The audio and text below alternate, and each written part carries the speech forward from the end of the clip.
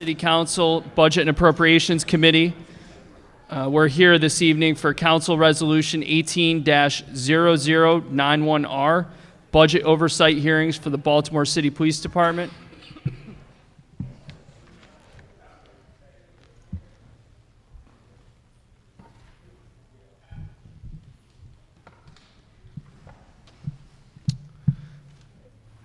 We're going to get started now. My name is Councilman Eric Costello from the 11th District. I chair the committee.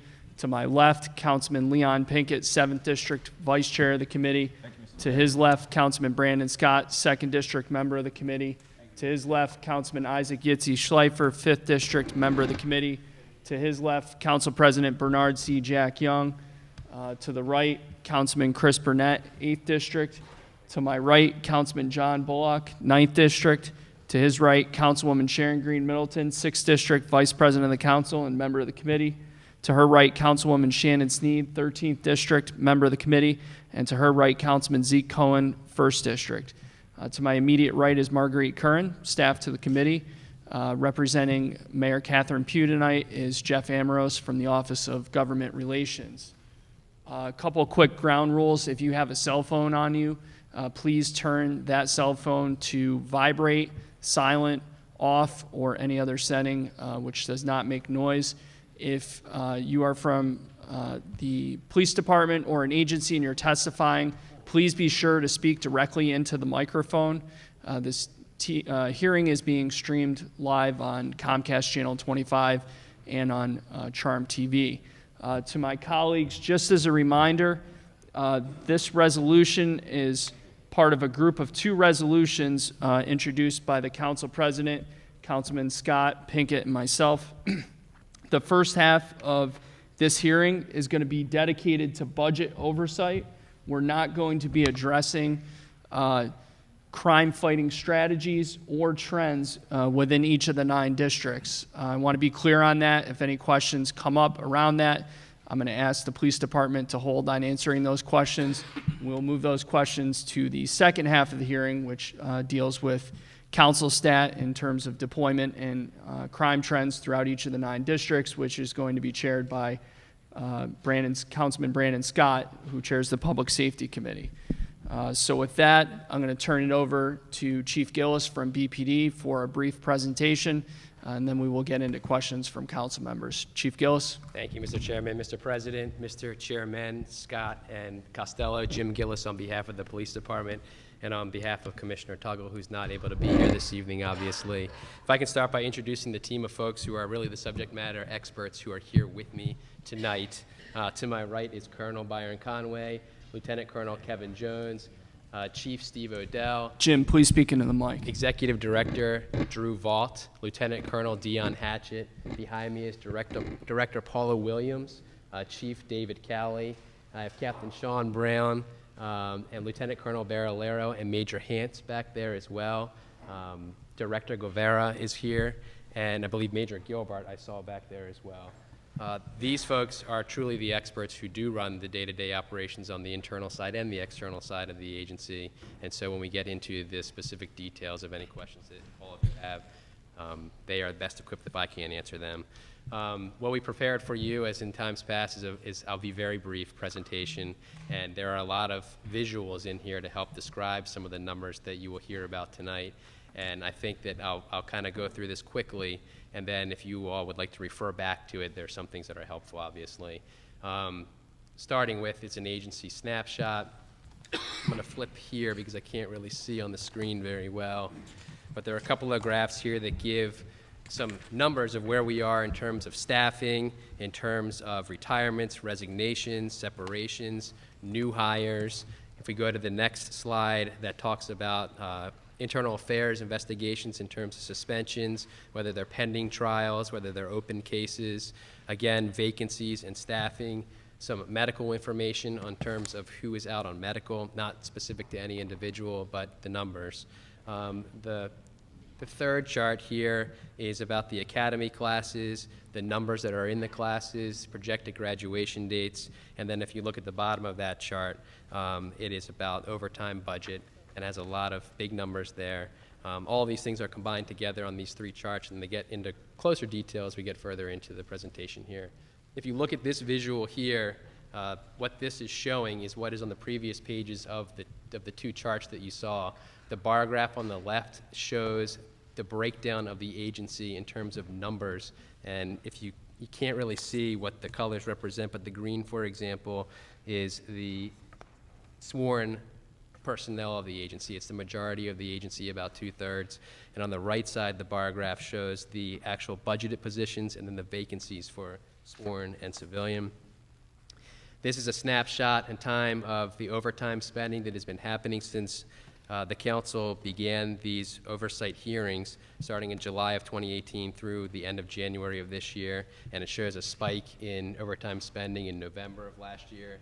That particular spike is attributed to having 3 pay periods in the month of November last year, so it's an outlier. The next page shows the sworn and budgeted strength for the Patrol Bureau, and what's important here is I believe that these numbers represent not just officers but the supervisors as well, who are sergeants and lieutenants, and it shows, if you look on the right, that it's operating at 68% capacity if you take into account the number of budgeted positions and then how many are actually filled right now in the Patrol Bureau. The next chart shows, again, a slide about the academy classes that are scheduled for this year. If you see there, we have 4 classes. One did just graduate on Friday. They're out doing field training right now in their respective districts, so they're on the streets, supplementing the officers who are there already and learning the communities in which they're going to serve.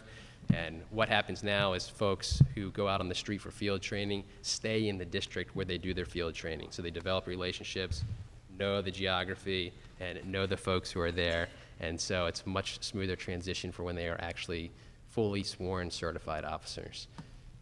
This is a demographic report that shows the breakdown of demographics for the agency. The next one is a strength report, is what we call it, and it shows the number of positions, both in command, both sworn and civilian, and how many are budgeted and how many are filled and what the vacancies are. It also shows across the bottom in the yellow for each of these the budgeted and filled total numbers for the agency.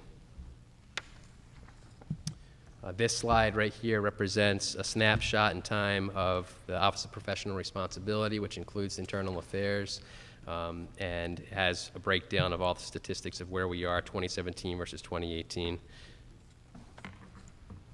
The next portion of the presentation is with regard to staffing specifically. For the agency, increased staffing accomplishes 2 primary goals for us as an agency. And obviously what we're here to do is reduce crime and make the city safer. By having more officers at an appropriate level, it helps accomplish that because we can cover the entire geography of the city as we need to. It also reduces overtime spending. As I know that we've talked about a lot, there's a direct correlation between a shortage in personnel and overtime, going overages in overtime budgeting. How do we increase staffing? We increase recruitment and hiring. We increase patrol staffing, and what I mean by that is shifting out of investigative bureau specialized units and actually having patrol officers as we all know them on the streets, which are officers in uniforms driving cars that you can talk to, that you grow up knowing as what a police officer is. Patrol schedule change, which we'll get more into in a moment, that was successfully negotiated with the FOP and the city last year. The new schedule was implemented, meaning it went into effect this past Sunday. So we're in the first week of the new schedule. And then the 4th way to increase staffing is through civilianization and professionalization. This particular slide right here represents something that's been relevant in the last couple of days as we look at the year-end numbers, and we have all been talking about them. And this shows the sworn attrition versus hiring at the agency. If you look at the bar graph, it shows all the way back to 2002. The red line shows attrition, while the aqua or blue line shows hiring. This year, we obviously didn't hire as many people as we had wanted to.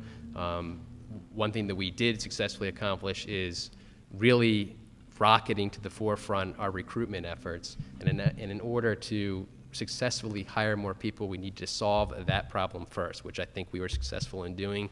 The next step, which is the other side of the coin, is ramping up the hiring. And that's where we are, where we find ourselves today.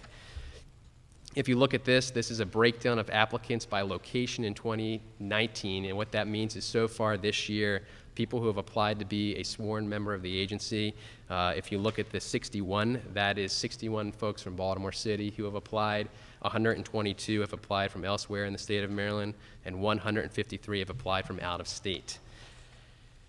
Speaking of recruitment and looking at that chart, the majority of them are from out of state. Part of the story about the recruitment campaign that has happened in the last year is that we've modernized the process. We've taken everything from being paper-based and pretty much utilized technology so that it's electronic, which makes it more efficient. It grows the pool of applicants. It expands the universe of where we can draw applicants from. Prior to these changes, we used to have about, I think, 20-some applications per week. Is that correct? And now we're at 81 applications every week. And in calendar year 2018, I apologize, there's a typo on there. The police department received 599 Baltimore City resident applications, which is the most in any year since 2010. And twice as many females have applied in 2018, that's 577, from the prior year in 2017, which is only 245. This is a chart representing the application demographics, which I just described on the previous slide. We also implemented a new test. The new test can be taken. Yes. Pardon me. Yes. What was the total number of applications for 2018? The total number of applications for 2018? 3,188. 3,188 for the year of 2018. Yes. Because the slide deck says 81 a week. I'm just assuming 81 times 52 is well in excess of 4,000. The changes occurred, I believe, in midsummer. Is that correct? When the online app went up? Online app. So you can apply online. You can take the test from anywhere in the country. So previously, you had to fly to Baltimore, which was a cost prohibitor right off the bat. If you wanted to be a BPD officer, take a paper test here in Baltimore City. Now you can take it anywhere in the country, and we can field it here. Cadet apprenticeship, that's something that the mayor and the city council president and you all have put forth over and over again in these hearings. We have ramped up the cadet program. Currently, there are only 11 cadets. The goal that we have set, along with the mayor's office, is to have 30 cadets by the end of this year. I believe the first female cadet is entering the program tomorrow, and that is a direct pipeline into becoming a sworn officer with the agency. In fact, they're already employees with the agency. One of the prohibitors that we have recognized in our application pool and getting through the process to hiring is the physical agility test. Because that was a prohibitor, one of the things that we are working with the mayor's I-team on is what's called the Fit to Serve. It's a boot camp, and we did a pilot program last year. I forget what the success rate was exactly. I think Major Hans can probably speak on it when he comes up here, but it had dramatic results, and it helped bridge that gap between people who were otherwise barred from joining the agency to then making it because they could pass the physical agility test. So we are looking right now to make this a permanent thing with applications and hiring. Community involvement and local outreach, these both have been fairly robust, but we are seeking to make them more robust. It is certainly a priority. It's a number one goal of the agency to grow the ranks, but it's another goal to have more people who are from the community which we're going to be serving. And I know that's something that both the mayor, the council president, and all of you have voiced strongly over and over again, and we share that as well. So the local outreach and the community involvement is something that there are a lot more events being scheduled to try to bring people in from Baltimore City this year. And the new schedule was one of the other ways that we increased staffing. And I'm going to ask Captain Loeffler if he is here yet. Captain Loeffler was just recently promoted to captain last week. He was a lieutenant before in the Chief of Patrol's office, and he is one of the main people who helped negotiate the schedule changes with the contract, and he is probably the best expert who can explain it. Congratulations, Captain, and I'd like to introduce Councilman Robert Stokes from the 12th District and Councilman Bill Henry from the 4th District, member of the committee. Captain. All right, thank you. Yes, I was involved in negotiations with the new contract, and actually I was a representative of the FOP's contract team So I was on that side of the aisle at the time. So I have a new role now, a welcomed role as well. So we looked at the impacts of staffing shortages on a patrol officer, and it's actual physical and mental health that it takes a toll on someone when we were working constantly having to have voluntary overtime or drafting overtime where the guys were staying beyond their 10-hour shifts. So that was a real big impetus to wanting to change the schedule. We know that there's increased risks just in law enforcement in general for heart conditions, heart disease, diabetes, stroke, and that is increased with lack of rest and having fatigue. A typical day for a police officer is when they come on duty, they get into this very hyper-vigilant state. And oftentimes when officers, when they put their uniform on for the first time, when they get ready for the day, that's kind of when they start getting into this very hyper-vigilant state. You see in the middle there where it says the normal range, that's where a typical person is. They go in between that normal range from highs to lows. And officers, just through the nature of the work, go way above for the hypervigilant state. And when you go above in the hypervigilant state, the amount that you go up, you also need to go all the way down. And so you get tired and detached and fatigued, and oftentimes that's when officers are at home with their families, is when they get that feeling as well. So that leads to stuff in their personal lives. So to counterbalance that, they need time off and they need to rest. And the fact that they work in the 10-hour shifts and the staffing shortages that we had, there wasn't that balance in between to allow them to come from the hypervigilant state and get the necessary rest to come back into the normal range. So there's a couple of shift hours. Here you have the 8s, the 10s, and the 12s. So the 30-minute, you got 90 minutes before, includes like getting ready for work and all that stuff. So you calculate all that in, and you ended up with 11 hours of a work time in an 8-hour shift versus 12 hours of or 13 hours of the downtime. So you're able to recover much faster. And as you work to the 10s or the 12-hour shifts, the amount of work time in getting prepared and off duty makes the rest time shorter.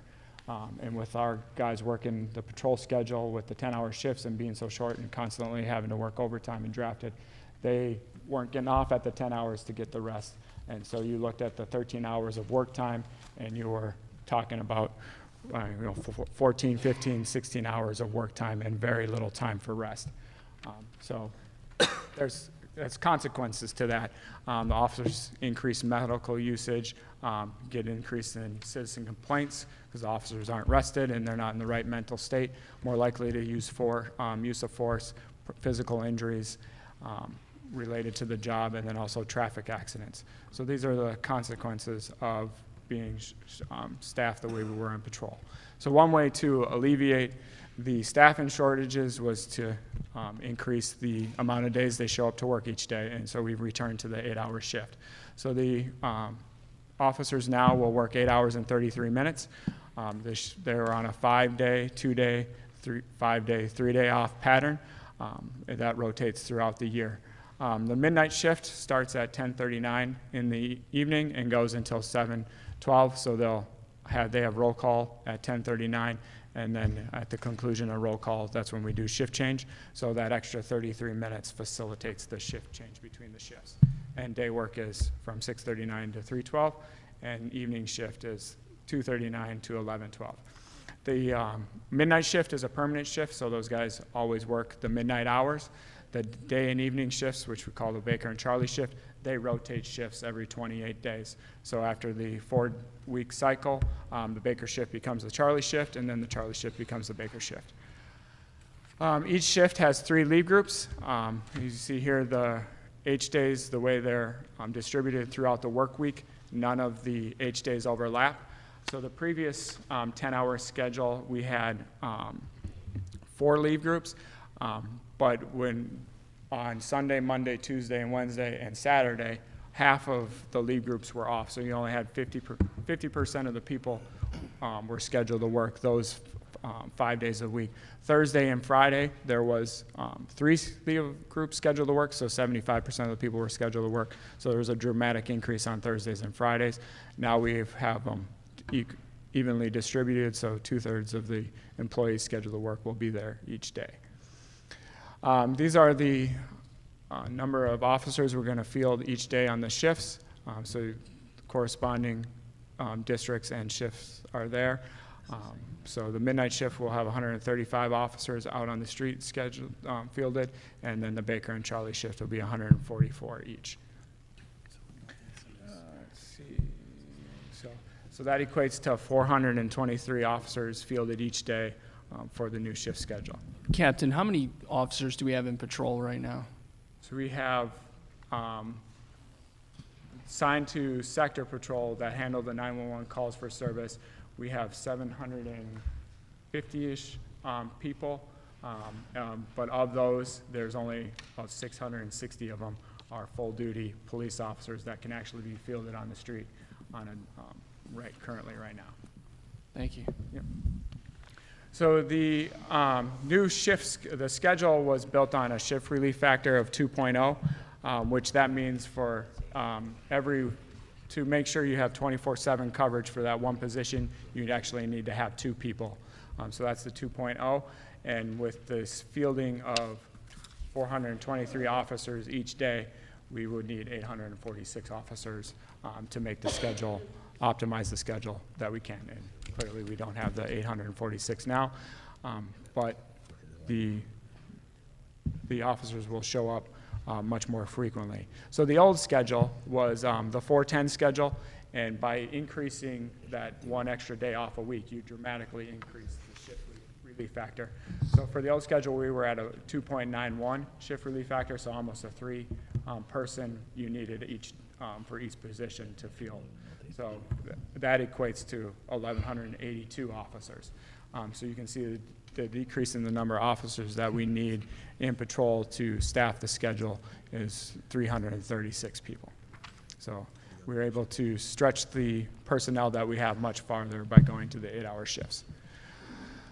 There are some drafting protections that were negotiated with the contract. Prior to the contract, they were in policy only, so they are now included in the contract. Each shift maintains a seniority list, and so when you originate the very first one, you'll have the least senior person at the very top of the list all the way down to the veteran officer at the bottom, and then that list is rotated after you draft from the top to the bottom. So the supervisors check the list and draft in seniority for how many vacancies they have coming up on the next shift. So once you're drafted, you rotate to the bottom. You can't be drafted on the last day of their tour. So if it's your Friday, as we call it, even though it could be a Wednesday, if it's your scheduled Friday in the week, you get to go home at the end of your tour. You can't be drafted past your shift if you were supposed to be off the next day. So that's a protection. And then you can't be drafted more than 4 hours. So after 4 hours of involuntary overtime, they are allowed to go home. You can't draft on consecutive days as well. So if you draft an officer on Monday night, you can't draft them on Tuesday night. If you violate any of these, if any of these are violated, the officer is protected from being drafted for 21 consecutive days. The right to change the schedule, I know this was it's an issue that the City Council had, as well as the fact that the contract previously did not allow the commissioner to change the schedule. It was set in stone in the contract. He does now have the right to change the schedule at the conclusion of the contract, and so the first schedule change would be in 2022. But if moving forward, he just has to notify the union July 1 prior to wanting to go to the next schedule in the upcoming calendar year, and there's 60 days that the FOP and the police department can discuss any schedule changes. But ultimately, the right to change the schedule resides in the police commissioner. This is the entry-level compensation based on the new raise that took into effect. As you can see, for an entry-level police officer. Baltimore City currently is in third compared to the surrounding jurisdictions. There were some changes to the contract regarding discipline that took effect in December. There's now 2 civilians on the trial board. Those 2 civilians are voting members. The civilians will receive up to 40 hours of training that's being developed by the Maryland Police Correctional Training Commission. There's 8 hours of training that will be developed with the department, the city, and the FOP. And then there are 5 ride-alongs that applicants will have to go through as well. They have to do it in 3 different districts, and there's a requirement on what shifts they do that as well. Application process. Overtime. This is not mine. Thanks. Thank you. Thanks. I'll be brief. I know we're taking a long time. This is just a breakdown, a visual to see by bureau where overtime spending is for last year, and why we did the schedule into overtime is that part of the schedule change was not only to have better coverage of the city and make it healthier for the officers, but it is projected, hopefully, to have cost savings associated with overtime. And this shows that in the blue, obviously, a big portion of overtime spending is with the Patrol Bureau, and hopefully the schedule changes is meant to address a lot of that.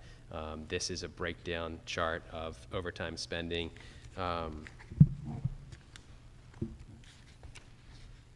And then this particular bar graph shows the annual cost comparison of overtime costs from fiscal year 2018 to fiscal year 2019 through the weeks of the year from January through where we are at this point in time. And then this is a pie chart showing the breakdown of overtime spending. There are multiple categories of overtime. It's a particular rule in our payroll processing that you have to identify the particular type of overtime you're working, and that's how you get paid based on it. And the biggest portion of it is staff shortages, which is attributable to the schedule issue again. This is a bar graph showing what this pie chart shows, but it has the dollar amounts at the end. And then civilianization and professionalization is also another method to increase staffing and thus reduce crime and reduce the reliance on overtime funds. There are 3 primary goals for our phase 1, which originally was 80 positions we hope to do. It has now been boosted to 120 positions. The 3 primary goals are to put more officers back on the streets, directly or indirectly, professionalize operations in stated areas to improve efficiencies and thereby lower costs and increase the quality of product. What that means essentially is that civilians can, lots of times in special areas, do something for less and more efficiently and faster. And then the third is the right size to support, again, act as a force multiplier to contribute to overall outcomes. Essentially, fix the inside of the house so that the outside of the house, which is what these guys do in the uniform, and reduce crime, can work well. To recap, increased staffing leads to decreased violence and decreased overtime expenditures. Increased staffing occurs through recruitment and hiring, increased patrol staffing, patrol schedule adjustments. Again, that was implemented on Sunday, and then civilianization and professionalization. There's an asterisk next to that because that's the fastest route to change.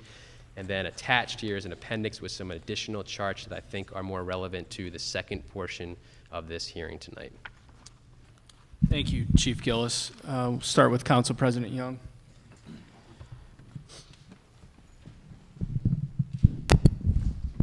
Thank you, Mr. Chair. I'm on the slide where it talks about active positions, patrol roster. I don't see a number on here. Patrol strength. I don't see a number. The page is a number. There's no number. Table patrol strength, where it has the active position. 1,047. Yes, sir. And the total budget amount, 1,526. And patrol is currently operating at 68%.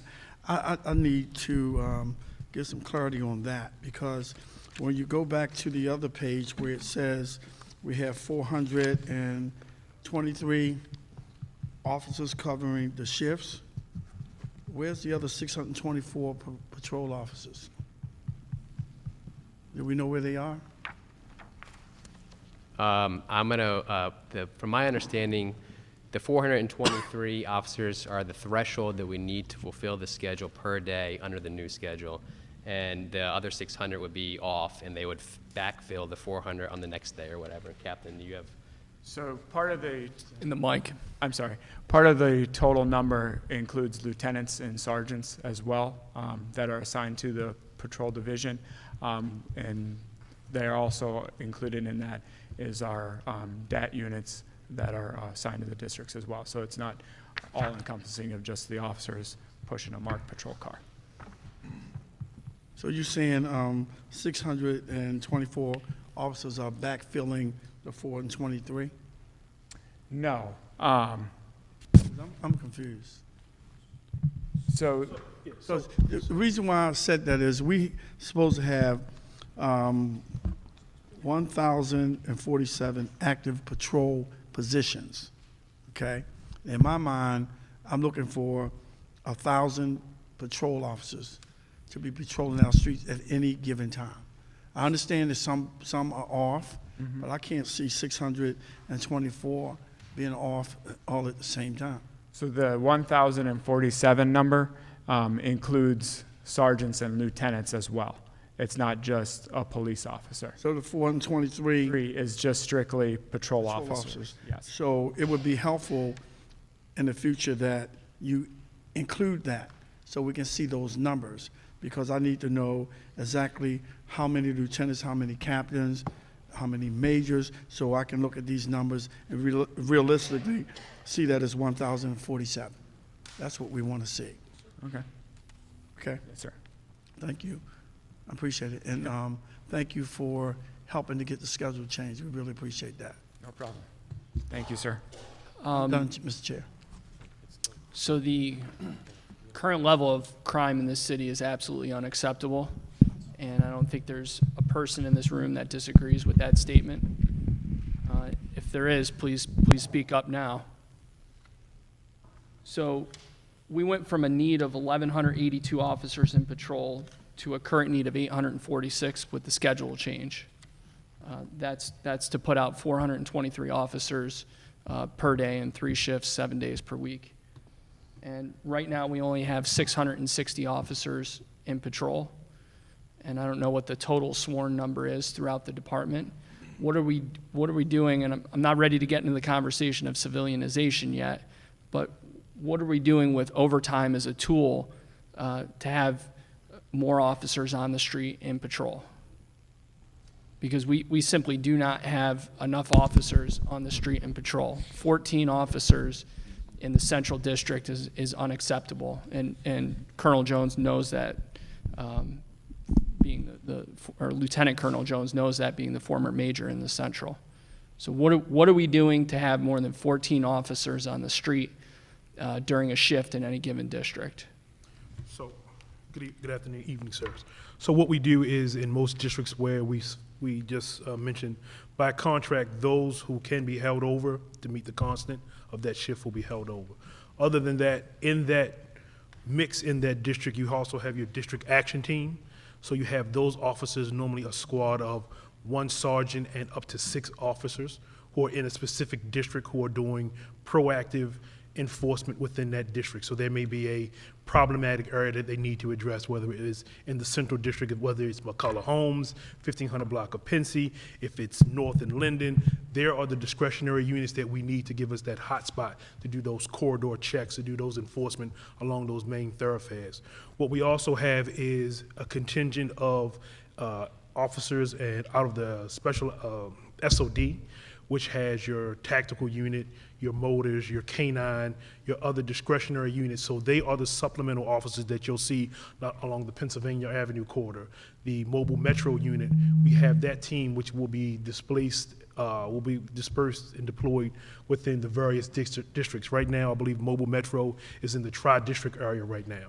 So we have the other discretionary units to give those districts that shot in the arm that they need, because we have realized that we don't have, on some days with 14 officers, just may not be enough with the call volume and other services that they have to provide. So the DAT teams, are those included in the patrol figures? Yes. So we're saying there's a DAT team in addition to the 14 or 15 officers per shift. Yes, sir. And that DAT team is on 24, we have DAT on schedule 24/7? Not 24/7. They work normally 10-hour days or 8-hour days, depending on what they have to do. They're normally split. You have a daytime team to deal with the daytime enforcement. You have a nighttime team. Situations may arise that both teams need to come together to execute a search and seizure warrant or do some other kind of deployment, so they have the flexibility of meeting the crime that the district commander sees fit. Okay. So, and close out on that question, 14 or 15 officers, again, while I appreciate what you're doing and trying to move the pieces around on the board, is simply not adequate. That should not be our goal. Our goal should be something significantly higher, because we have people across every single neighborhood in the city that feel like they're not seeing enough officers. So I would encourage the police department to go back to the drawing board and come back here next month with a better answer as to the number of officers that are going to be out there for each of the 3 shifts, because 14 or 15 is simply not adequate. And Lieutenant Colonel, I think you would agree from your time as a major in the Central District that it is extremely challenging to do your job effectively with only 14 or 15 officers. Is that correct? It is correct. It is, sir. Okay. Chief Gillis, one other question on hiring. Yes, sir. So you mentioned there was 3,188 applications in 2018. Yes, sir. And we all saw the Baltimore Sun story about how there was a net loss of 36 officers last year. So we had, 184 officers hired last year? Yes. So that's a rate of 5.8%. Who's in charge of that? Lieutenant Colonel Barolero and Major Hans. Major or Lieutenant Colonel, can someone speak to that? Because I hope that there is an updated goal for 2019, because 5.8% isn't going to work. Can you restate your question again, Councilman? Please speak into the mic, Major. Can you restate your question again, Councilman? Sure. We had 3,188 apps in 2018. We had 184 officers hired. That's a higher rate of 5.8%.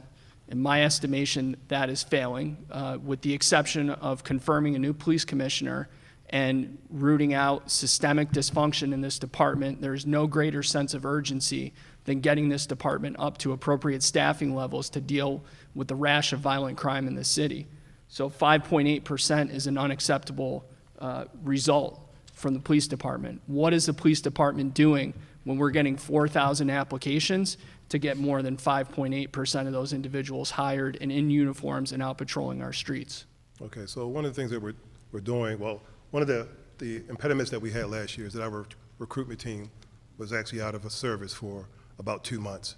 We were actually sent to the patrol fight as well, and for about a month we were shut down because we had a psychological evaluation issue with one of our vendors, so we actually couldn't process. So we lost about 2 months of hiring. Going into that, the national average for hiring is about 5% nationally for hiring officers. So we like to hire more. One of the things that we've addressed is that we are actually, so the agency is short, but our section is always also short. We have about 8 background investigators in our unit. The unit used to be 13 to 14 investigators when we had a smaller amount of applications. Since then, we've brought in officers temporarily until we bring in civilians and contractual employees who we're trying to onboard within the next three months or so. So that way we can handle the caseload that we have. Currently, our investigators have about 30 to 35 cases each, and the average for investigators doing hiring is about anywhere from 12 to 15. So we're above our capacity. So right now we're working on getting additional staffing in the short time to process those applications. I'll get to you in 1 second, Mr. President. Major Hans, I do think the world of your service from your time as a major in the Southern District and working very closely with you. But respectfully, 5.0%, the national average, is not sufficient. We need to be far and above better than the national average or even the national high. So that number needs to come up. Mr. Ambrose, at the next hearing a month from now, my expectation is that we have a written response from the mayor's office as to what's going to be done to bring on more investigators. The narrative that we're hearing from the police department is completely unacceptable. The fact that we can't bring on civilian investigators or move pieces around on the chessboard to have enough investigators here to keep up with hiring. I know it's the mayor's goal to bring on more police officers. She talks about it frequently.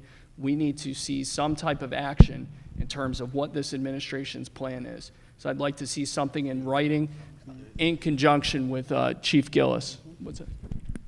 So, Council, in reference to that, there are 6 staff members that are going to start with it this week that are temporarily detailed to the unit to help deal with that hiring issue. As I said before, the posting is going out beginning of next week for our civilian contract employees to do backgrounds. So we're looking for additional 8 investigators to help with our backgrounds. So you have 8 now. We have 6 that's coming on temporarily to hold the void down until we hire our 8. That posting for the 8 investigators will go out on Monday for civilians. So what do you have right now? Right now, I have 7. You have 7. I have 7 investigators. And you're bringing in 6 I'm bringing an additional 6 temporarily. temporarily. So that'll bring you to 13 temporarily. Right. And then while you have those additional 6 temporarily, you're putting out an announcement for an additional 8, which will bring you to 15 permanently. Yes, and those 6 that are detailed are full-body officers, so we're going to send them back to their original assignments to hold that gap, a short gap, Understood. temporarily. So we're at 7 permanent with 6 temporary. 6 temporary will go away when we hire 8 new permanent. That is That'll exactly bring us correct. to 15 permanent. Is 15 permanent enough? At this time, I believe it is, yes. Are you absolutely certain that I 15 can't say is I'm enough? exactly certain, but I believe with our caseload how we have it now, and dividing those between the potential detectives that we're going to get, I believe that will be sufficient.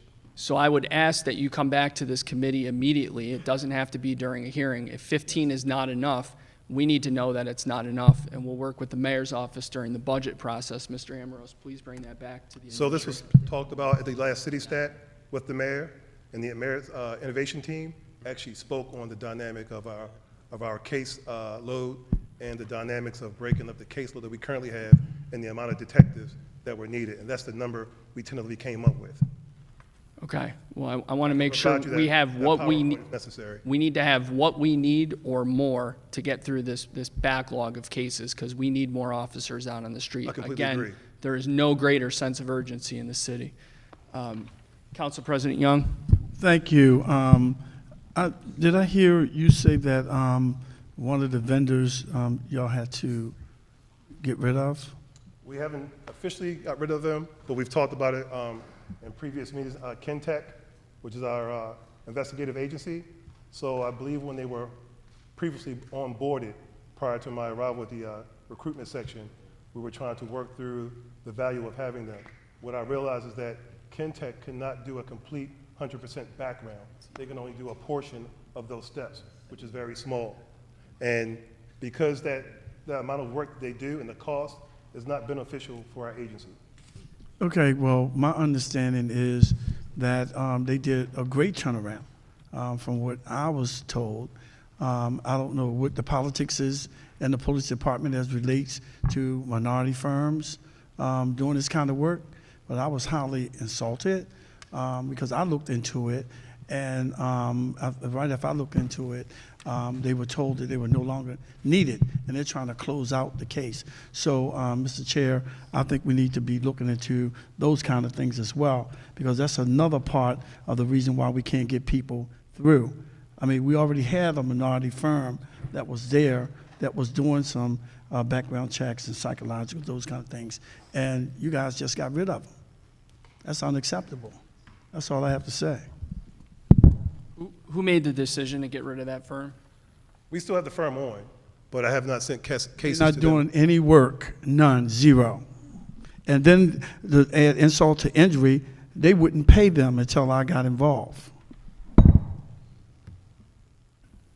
So, Jeff, we want something in writing on the number of investigators. Please work with Major Hans and Chief Gillis on that. The committee would also like something in writing to address the council president's concerns, please. Margaret, if you can note both of those things. Councilman Pinkett? Thank you, Mr. Chair. I don't think it can be stated enough the dire need that we have as it relates to getting these applicants through the process so that we can hire them, because, you know, based upon our current rate, as Councilman Costello already said, we would have to have 10,000 applicants in order to fill the void that we have. I don't think we got 10,000 applicants coming through the door. So we've got to be more efficient at identifying from the pool that we do have. I do have one question, even related to our academy. I noticed in the most recent graduation class, it looked like during the course of the academy, we lost 16 recruits or cadets. Is that an anomaly? What happened in? I'm Captain Brown from the academy, sir.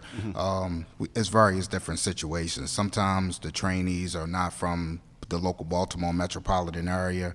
They get homesick. They come in one day. They want to resign. I normally conduct exit interviews with each and every one of them. Sometimes they give me a reason. Sometimes they choose not to. Some of them are dismissed for disciplinary action, and some of them are dismissed for failure to train properly. They're not meeting minimum standards as far as the Maryland Police Training Commission goes. So they get it, I guess they pass our initial screening as it relates to applicants, but then there's some other steps along the way that. Yes, sir. So as they go through the academy, the four main subjects where individuals struggle: firearms, emergency vehicle operations, law, and defense tactics. So those are the four main topics where we see our largest number of individuals who struggle to go through the academy. Normal protocol, depending on their effort, we do offer extensive remedial training through my staff to try to bring them up to par. If I see that they're getting it but they're not quite there, we offer to recycle them, to put them in the next class that will be starting, to give them additional time to train, because I realize that the city and the police department has invested a lot of money in these individuals, and we don't want to just cast them aside. So we do make an extended effort to get them through training, but unfortunately, some of them don't make it. And I'd rather give you quality than quantity. Oh, absolutely. But what's the, I guess, enrollment size maximum for an academy class? We're shooting for 40. With my staffing restraints right now, we're shooting for 40. I work well with Major Hance as far as the hiring. If we do have recycles from one class that's going into the next class, I have to account for that as far as my staffing goes. I was lucky. I just got 5 additional staffing on board, but most of them are put toward implementing the consent decree. It looks like the most recent class is 30, 31. What happened that we didn't get 40 or 40 plus? It's significantly lower than all the previous classes. I can't explain. I deal with the number that shows up, sir. Whoever's hired, they show up through the door. We train them. Like I said before, some of them don't make it for a variety of different reasons. That's normally the issue. We have 30, 31, and then a class of 49. Recently, the class of 49 actually started with 52. We had 2 resignations, and we had 2 injuries. So those individuals that got injured, depending on their treatment and when the doctor says they can return to full duty, will determine when they can start training again. And so I don't know if this question is for you, but I guess it's a double question. Like, for example, what is the, I know you said 40 is the current capacity. So are there applicants or potential hirees that are just waiting for a class to open up for them to, or? No, sir, there's not. Okay. So who's the individuals that are in the academy now? There's no backlog of individuals who are waiting for a seat to open up in the academy. So there's not a person. So we're really behind. I mean, So there's not a person good that gracious. is waiting like for a class to open. When they're hired, they're brought on board. When the academy class starts, Microphone, Major, please. sorry, there's no one that's sitting around waiting. They're hired and they're brought on board. When the academy class goes in, they start. If I do go over and I make it past 40, we'll try to squeeze them into the class as well. So we really don't let anybody just sit around because they're waiting for a class. So I know we hire them and bring them on. Right. So I know you're in the process of increasing. So what's the current time frame between someone applying and them getting into an academy class? So the ideal time for hiring is anywhere from a minimum of 4 to 6 months.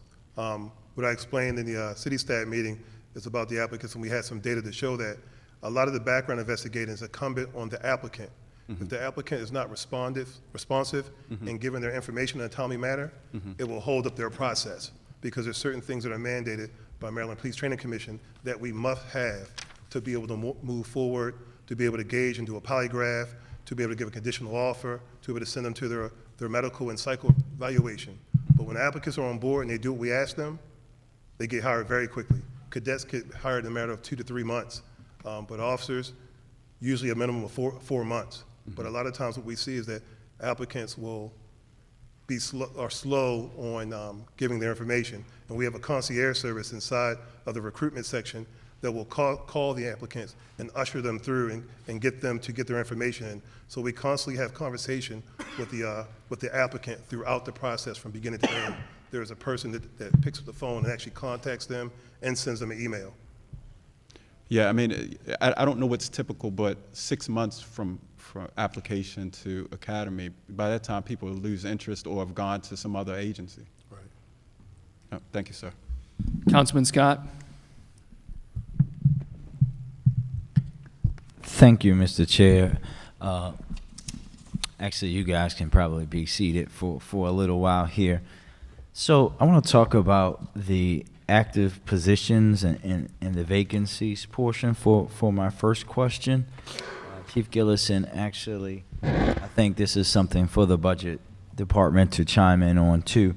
So we say we have 288 vacancies, non-traditional, none frozen, 73 on light duty. And let me stop there for a second. So does anybody know the breakdown of this the light duty, light duty folks? What's going on with these people? Do we have folks who have been on light duty for beyond the period of time that they're supposed to be? Because we know a few months ago we had that going on. People were staying on light duty. We all know the game. If you're sick and you want to stay out, you go to Mercy and they tell you that you can stay home as long as you want to. Have we gotten that into check yet? Where are we? And tell me where these 73 people that are on light duty are and why they're there and how long they've been there. All right, so the piece that I can provide is if they're line of duty, non-line of duty, where they're located. Each district commander would have to let you know that piece of the question. Question for you, Chief Odell. Don't we have a running spreadsheet that you guys keep that tells us how long these folks have been on light duty and where they come from? There is one that's kept, yes. So why don't you, as the chief admin person, have that information? The light duties are kept at the district level. It'd be the 408, the medical component that is kept in HR. So what I will say, and then I'll let you continue, before we leave here today, someone needs to produce the spreadsheet and give us the information. Continue, sir. All right, so the light duties are broken down by line of duty, non-line of duty, and the line of duty is 86, and the non-line of duty is 63, for a total of 149. Okay. Councilman Scott, can you just clarify what the request in writing is? Oh, so yes, Chairman, there is a internal spreadsheet that the department has that talks about light duty and where they are, but also most importantly, how long they've been there. Because a few years ago, I think it's about a year or two, the president and I discovered that there's a time frame for how long people can be out, and that there were many folks who were out past that time frame with no action from the department to get them back out onto the street or to go out permanently on medical. Thank you, Chief. So just to clarify, they know. It's no need to clarify. They know exactly what I'm asking for. He knows exactly what I'm asking for. It's not at the patrol level. It's HR for department-wide. So what we have on a spreadsheet for sure is the 408. Yeah. 408, that's light, and it's only nomenclature differences. Light duty fluctuates almost literally day to day. So it's going to be the 408, I believe, is what you're asking for. The latest one. Yes, sir. We have that. Okay, department-wide. Correct. Okay. The overall list for 408. The locator 408. Thank you. And then, so thank you for that, Chief. And then So we don't have any frozen positions, and I think you know the next question that I'm gonna ask, ma'am. Have we salary saved any of the positions thus far this fiscal year in order to help with overtime? Want me here or there? Yes, only because it's on TV. Yes, ma'am. Good evening, Caroline Sturgis, Deputy Budget Director with the Department of Finance. No, we do not have any frozen positions for fiscal 2019. As a point of clarification or additional information, in fiscal 19, there was a budget adjustment for the police department, which unfroze 100 positions, sworn positions. So please stay there for a second, Ms. Sturgis. For my colleagues who remember that 100 positions was added to the police department's budget last year under the auspices of telling us on the council and the citizens that they were going to go out and hire 100 more police officers, even though I think we all knew that they weren't going to do that because they couldn't hire the 225 vacancies that they had at the time. And furthermore, Mr. Sinema, the budget director, when asked, simply replied that yes, we will use this money to offset overtime. So, Ms. Sturgis, the second question, follow-up to that is that while there are no frozen positions, have we salary saved any to help with overtime this fiscal year? No, we have not salary saved any? any positions. However, as a part of the budget, if the department is spending, it's part of the projection that the overage and overtime would naturally be absorbed by the savings from those vacancies. So we have used portions of the money that was for the 100 positions to offset vacancies and overtime, correct? Correct. So I guess, Mr. Chairman, as we move into the budget year and move into the budget, I think we have to be very clear this year that when the administration comes with their budget, that we don't want to see fancy budget documents that say we're going to add 100 new positions to the police department to make the citizens safer and hire more patrol officers, when it's very clear that they can't fill the positions that they have, and that if they want to increase their budget for overtime, which I think will be a hard sell to many of the citizens of Baltimore, that they should simply say that and not say that they're going to hire people that we know they're not going to hire.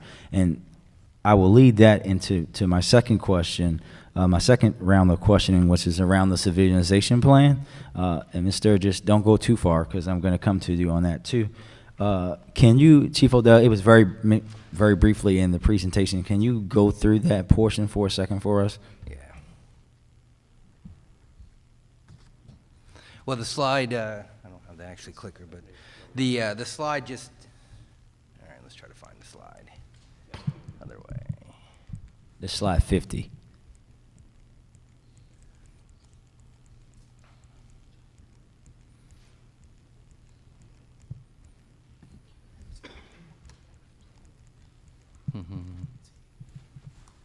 All right, so that's the slide on the on civilianization, just with the primary goals. The details behind it are not on the slide. So the 120 is what was submitted to BBMR. We've had discussions, multiple of them, with the director, Sinema, and where he's comfortable right now is phase 1A of 1 is to do 54. Is what he's approving. We're still submitting our 120. That comprises around 90 sworn positions.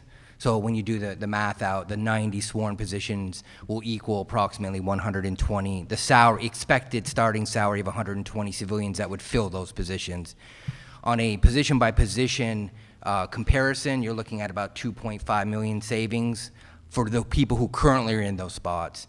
So there's multiple layers to the benefits of this, of course. Of those 54 positions, they include their sworn officers, and that's the civilianization side that people talk about. That's the, we'll give you a civilian if you can move a sworn person to a sworn job.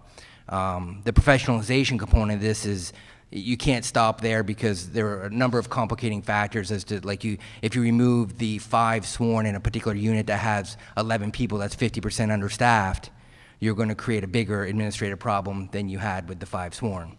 So we're working through those particular details with the budget and DHR and where we're at. We've posted so far 10 separate classifications, and we've communicated internally with our staff so they know that for those that we've talked about with the equity stuff you asked a few months ago about, so that they know that those positions are available. I've met personally with a very large group of them.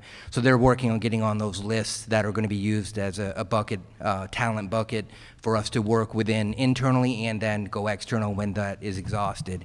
So that started. Those 10 positions those 10 of the classifications have posted. From that, the areas that are being focused on are management services, which are the few officers that are in HR, fiscal, asset management, evidence control, and then admin officers that are associated with districts, and a few spots in CID, in areas that are associated with them. And that's the summary of it, essentially. Thank you. And thank you for that. So, and Councilman Costello, correct me if I'm wrong, when we now 3 years ago first asked for civilianization plan, I think that it was told to us that they identified at least 300 positions that we thought that we could turn over. And I would just like to point out for my colleagues and to the listening public that we now have 200 something vacancies in patrol, and that if we had done what we said we were going to do 3 years ago, guess what? We wouldn't have any vacancies in patrol. But Chief, can you tell us how many positions today you think, not just phase one, total, you think the department can civilianize or make professional changes into moving officers back into sworn jobs? In terms of sworn positions only, the initial study that was done actually was done by Ms. Sturgis, so that was 291. She would have to tell you exactly how they surveyed that. But beyond that, I would expect that number to have changed because people have moved out of those spots since then and they have not been replaced. So while we can civilianize that spot, you're not going to see a net increase into the streets, right? So 291 might still be the number, but that might only be 220 actual people at this point because they never put people back into those spots. So they left and they're empty. They still need to be civilianized, and it stops us from having to re-pull from patrol or any other sworn function to effectively accomplish a particular administrative task, but it still won't be showing somebody going to the street. Does that make sense, generally? So it's going to, I think the number's probably somewhere around 150-ish. When we get done studying this, because we are still looking at it. There's still a staffing plan to come out as part of the consent decree. So the staffing study was one part of it. The staffing plan is the part that right now I believe has a due date in March or April. So that's going to give you more of probably the detail of what you would like. The staffing study didn't provide that, as you may have read. Thank you. And Ms. Sturgis, this is for you. Mr. Sinema and actually Chief Odell at our last one of these had a little bit of a back and forth around whether the police department should be granted more positions to civilianize or whether, as Mr. Sinema said, that they had enough positions and they should be able to swap those over. How are you guys moving forward with them, and what has been the decision on that? Because I personally agree with Mr. Sinema. I think that when you have a department that has a 13% civilian rate, which is totally out of whack with departments across the country, and I think that even our folks at the state level have now chimed in and says, like, the council believes you guys should have at least a 20% civilian ratio, that we have to start to get those things in place. I think that when you look at what's happening in the city of Baltimore, and as my colleagues have said today, when every patrol district is screaming and crying for people, and people are calling 911 all the time and not feeling like they're getting the service, we have to turn over every stone. Sure. So this has, in fact, been an ongoing discussion for years, right? So a couple of months ago, there was an agreement between BBMR and the BPD as far as the number of positions that would be civilianized for the first phase. So we did make that approval. That was a couple of months ago. Since then, we have not seen the necessary paperwork. So as far as BBMR, the Department of Finance, is concerned, we're basically waiting for the department to demonstrate, moving forward on those transactions. So it's hard to have a discussion about more when the first step has not been completed. Thank you. Mr. Ambrose and Mr. Chair, I'm going to shut up because I know this is my last question for now. Mr. Ambrose, this is for the administration. So hearing what we just heard from your own budget department is exactly why Senator Hayes' state legislation is needed, because the department has proven time and time and again for now 3 years that they will not civilianize unless they're forced to. And in this case, even when your own budget department is trying to push them to do the right thing, they seem to have no will to do so. So for now, I'm done, Mr. Chair. Thank you. Councilman Schleifer? Yes. Yeah. Is it okay to disagree, or should I? I don't think you want to go down that path right now. All right. Councilman Schleifer? Yes, I don't know who to direct this at, but I'm just curious because obviously we know we need redistricting. We know some of the districts are larger than others based on higher crime areas, typically our smaller district. And so we know that all that work needs to be done, but I can't help but notice in looking through these numbers here that the Northeastern District has 50% more officers and their daily staffing than just about every other district. So I'm just curious, does the Northeastern District have 50%, greater need than the Western, than the Eastern, than everything else? I'm just curious how we came to such a large discrepancy.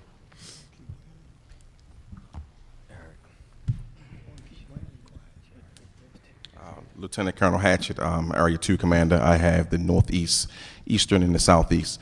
Northeast is currently at roughly about 13 square miles, which is the biggest district in Baltimore City. So that's why it has that many more officers than the next district. So how many square miles is the Northern District? I am not. I'm not sure, but it is smaller than the Northeast. The Northeast District has 4 sectors. Microphone, Lieutenant Colonel. Yes, and what? Go ahead. Yeah, the Northeast District compared to the Northeast and the Southern have 4 posts as compared to other districts that only have 3 sectors. I'm sorry. That's the difference. They have 4 sectors instead of 3 sectors. Well, I mean, The large geographic area of the district itself. So with the Northeast being 13.5 and the Southern and the Southwest being like around 8 square miles, they're larger, so they encompass 4 sectors instead of the normal 3 sectors that everybody else has. Well, I mean, there's other districts with 4 sectors. We have condensed that down to just the 3 sectors. Microphone, Lieutenant Colonel, please. Yeah, we've condensed that down to 3 sectors with the new schedule. Okay, so you're saying recently in the past couple weeks? Yes, sir. So you're saying the Northwest no longer has 4 like it had 2 weeks ago, it now has only 3? Yes, sir. We Okay, condensed it so, for the new schedule. so again, there's such a large discrepancy. So I mean, I know we're told constantly, and don't get me wrong, I want as many police on the street as possible, but we're told that the more officers on the street, the more you guys have, the lower overtime will be. So why isn't the Northeast overtime significantly lower than every other district? Because what happens in the Northeast is because we have to reach the number of like 21 officers, and we don't have enough officers in the district, we have to pay that many more in overtime each day to reach the number. So what you're saying is that based on the crime data, which I briefly looked at, thank you, Chairman Scott, for sending that. I'm going to have to review it again. You're saying the crime data and all that will justify 50% more officers being in that district than the Western or the Eastern, than the Northern, than the Northwest, et cetera. I'm not going to say the crime data is going to say that, because we have different challenges in each district.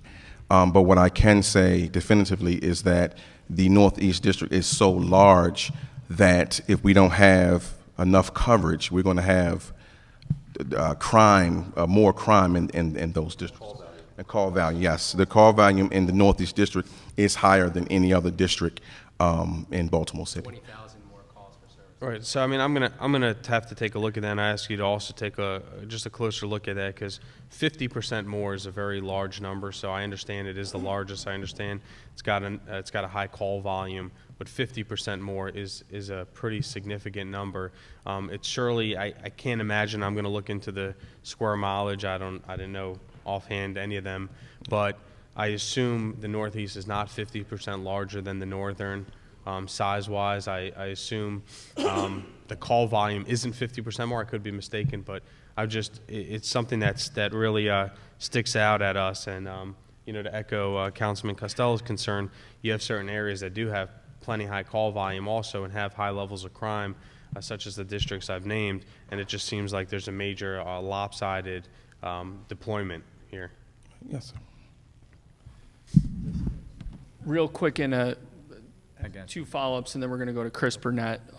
Regarding the civilianization thing, I'd like Chief Odell and Ms. Sturgis and Jeff, for the three of you to get together in the next week and put together a comprehensive written response. I don't want to get into the back and forth of who's right and who's wrong here, but we're clearly getting two different stories, and we need to have one story moving forward. So my expectation would be that the mayor's office is going to provide a written response based on that meeting. So if the three of you could coordinate, and any other appropriate personnel from each of your respective departments, and Jeff, if you could coordinate and put together the written response for the committee and get that to us by the end of next week. And Marguerite, that's going to be the response and the discrepancies on the civilianization issue. Councilman Scott had a follow-up. We just wanted to request, Council President and myself, if we can just get a breakdown of the call volume by districts over, we can take since the beginning of the year, should be fine. Give us enough scope of that. Absolutely. Thank you. So Councilman Schleifer would like, and Council President Young would like, a breakdown of total call volume per each of the 9 districts. Councilman Scott? Thank you, and this is for the department, but also for my colleague as the local expert on police redistricting, something that we've been fighting for years. So, Councilman, and I think, and Colonel Conway, please chime in if you think is necessary. I think that what we also have to understand, again, this is why this council has been fighting as long as I've been here to get the police districts redone, is that these constants are based off outdated data, and we have to also understand that there's no district that is staffed at the level that they should be. But when you even break those down, for example, as you know, as a Northwest Baltimore boy who now lives in Northeast, those are the districts that I spend most of my time in. But when you look at the sheer population from the different districts, you can see when you look at the amount of people per shift, total number is one thing, but when you look at it versus the people that live there, the numbers become a little bit more egregious, and that's why we have to look full steam ahead to redistricting. So I'll just break them down very quickly based off the census data that's available to us.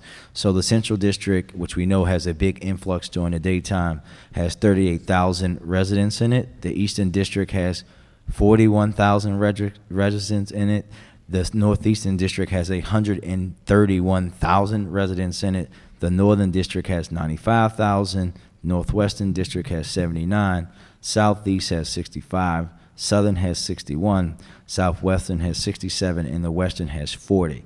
So when we're doing police redistricting, which will pass this year because we have new leadership in the Senate, when we're doing police redistricting in 2020, following the census, we have to remember that what will be included in that redistricting is that redistricting will have to consider population, calls for service, violent crime, non-violent crime, things that are not being considered today as we're coming up with shift constants. So I just wanted to make sure that we had that information out there. Thank you. Councilman Burnett? Thank you, Mr. Chair. So back in November 2018, the department provided this committee detailed recommendation with timeline associated for overtime changes. There's a couple things I wanted to get updates on as we had this conversation about overtime spending.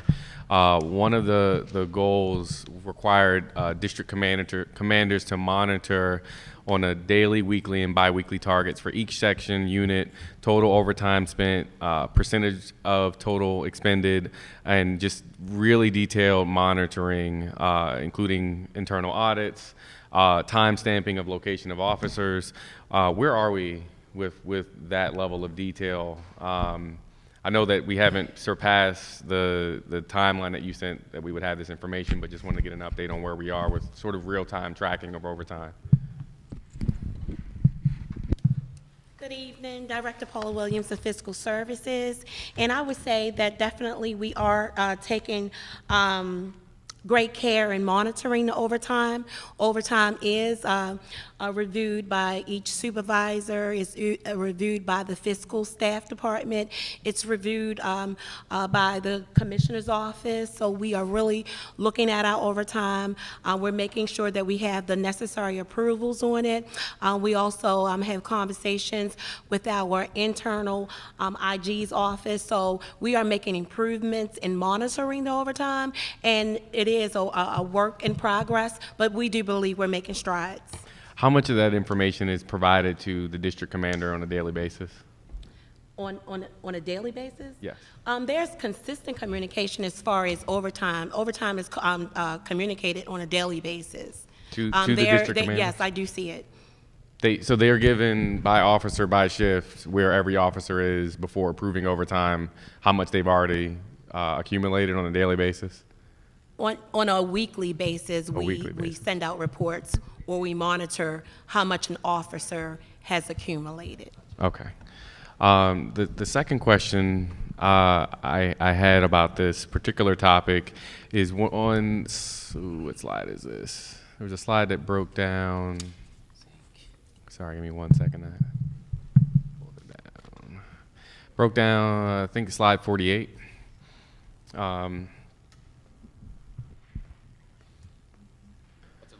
General fund overtime expenditure, fiscal year 19, has several horizontal bar graphs. Yeah, either way, the second largest, so the top item at 464,000 is staffing shortages. The second is investigation at 315,000.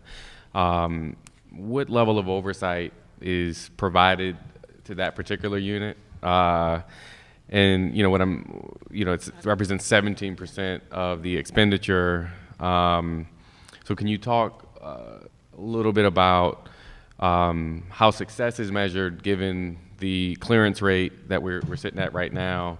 What are other measures of success that we're looking at for our investigators? I think the clearance rate for fatal shootings is at 46%. Non-fatals is at 33%, is the last number I was given.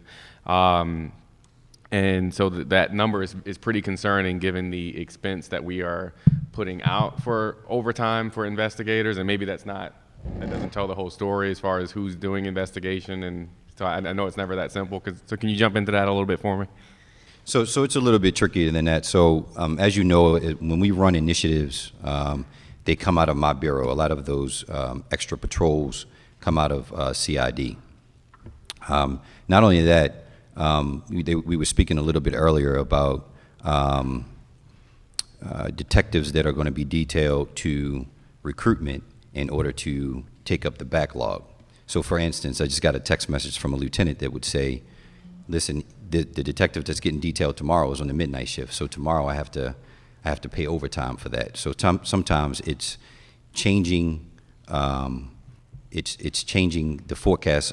We try to forecast out how much overtime I'm going to spend, and sometimes things like this might come up where I have to spend overtime for a whole shift.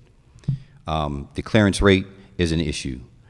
We do not have as many investigators, just like everyone else in this room would say that they're short. My detectives in homicide are averaging way over the caseload. Robbery, way over as well. Shootings, as you know, we're up to 50 some odd shootings. I only have 25 investigators. So we have to consider the staffing levels when we look at clearance rates. Also, I can't just totally say that the money spent. A lot of times it's the broken relationships we have in the community, which we're rebuilding those relationships to get that information from the public as well.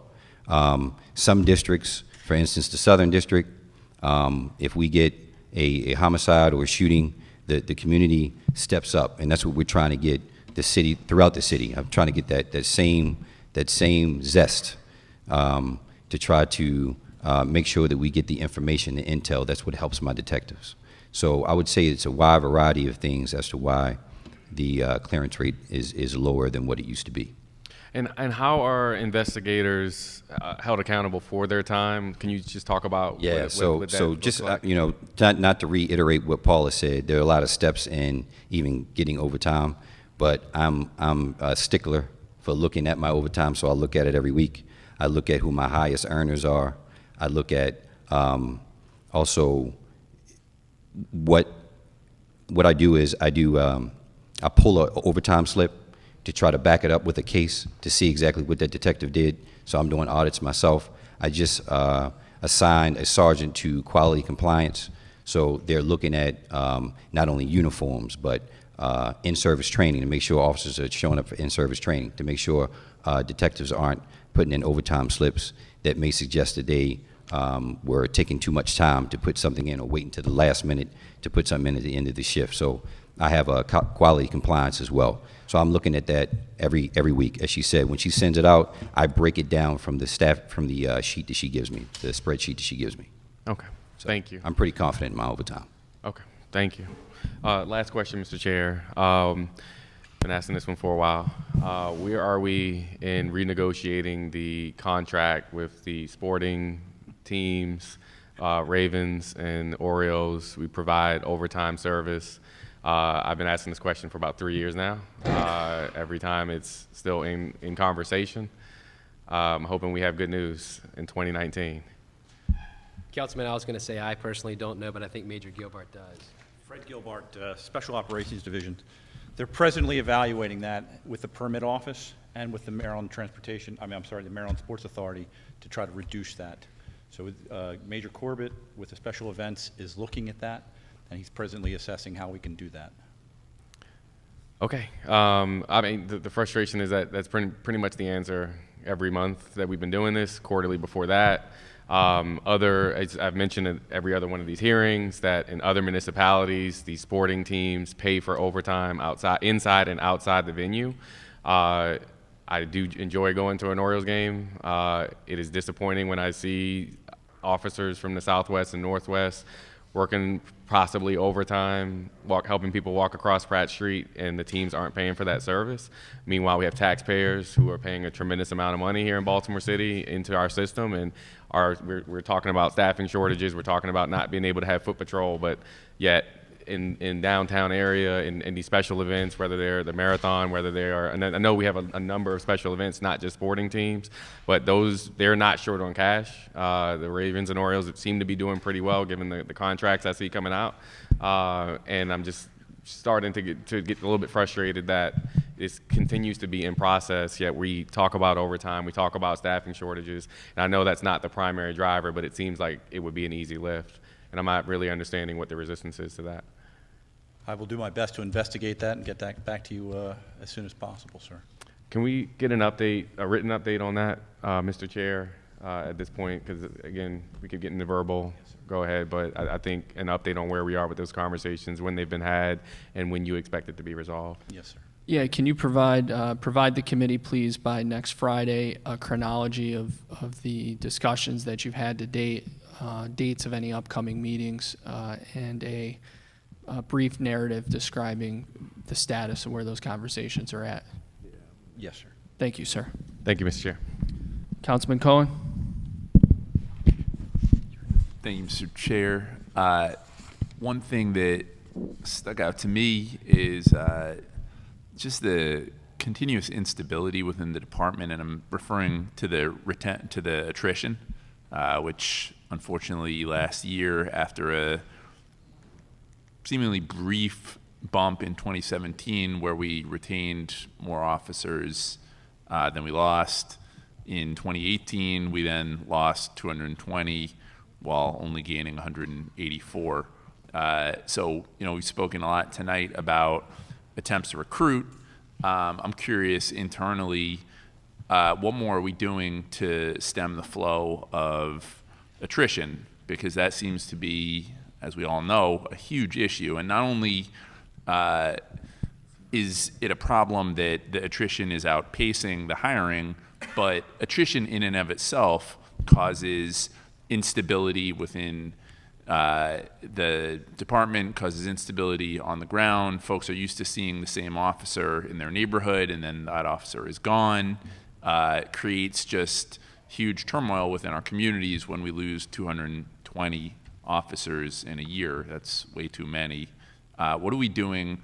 I'm not on the hiring side, but on the stemming attrition side, because that continues to outpace the hiring? Councilman, that's a very good question, obviously. And what I will start out by saying that with the mayor's I-team, the mayor's team, they really have done an amazing, and Mayor's Office of Sustainable Solutions have done an amazing job in helping us with the one problem of those three kind of together. There's recruitment, hiring, and then retention. And the recruitment is in the place where we want it to be, where we want it to stay.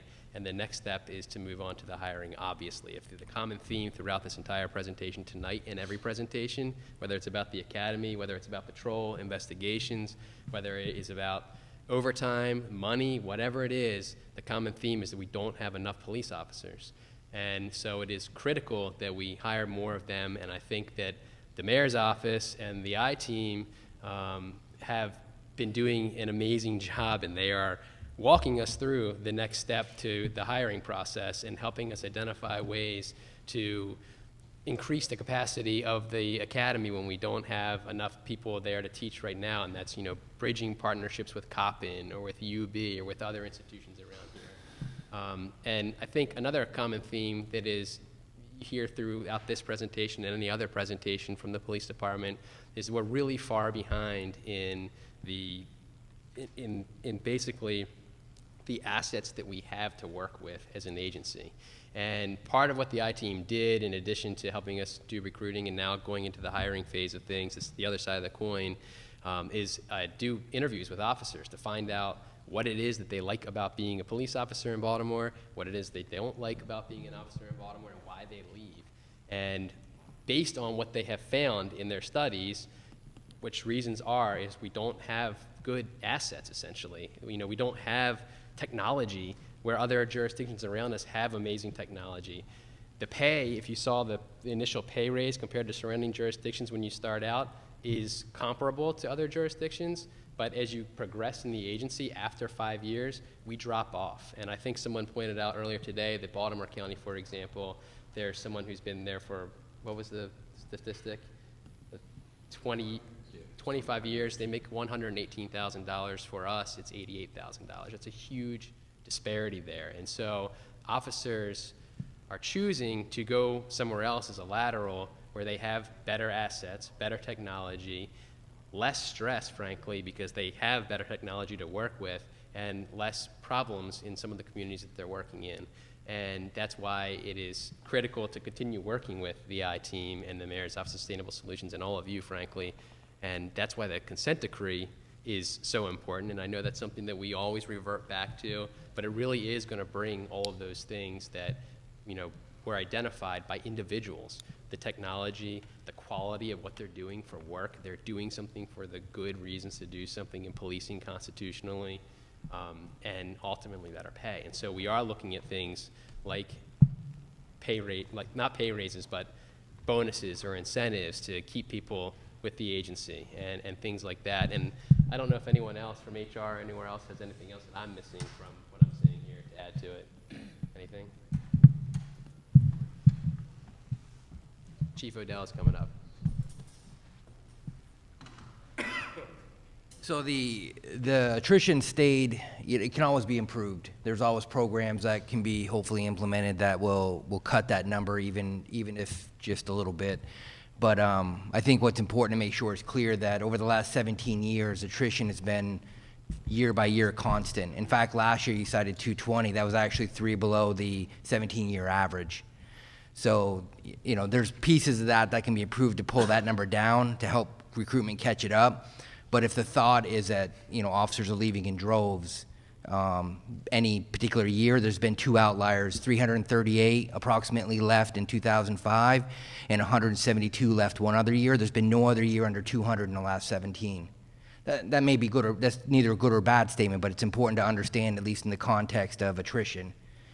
So the programs that we're starting to work on are morale boosting. The wellness director, Vernon Herron, is not here, but the programs that he is putting together for officer wellness, early intervention, those are all pieces that go towards improving health and wellness in the agency that would help with retention.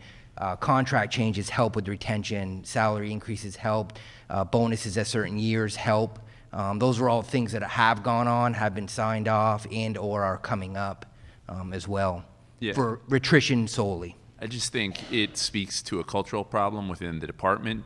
Over 200 is just not good enough in terms of losing 200 officers plus 220 a year. And again, it just creates a level of instability on the ground that I hear again and again and again from folks. They're seeing different officers, and it just seems like a huge problem if we are training folks, providing the resources on the front end, and then after a year, 2 years, 3 years, they're leaving for Baltimore County or wherever else. That even beyond the clear need to hire more, the losing folks just seems like a glaring problem within this department. If anything we can do, of course, and the programs that we are looking to improve upon, but in the regular attrition rate for the PD and all PDs, while we're striving to be better than everybody else, is on par. It's about 8%.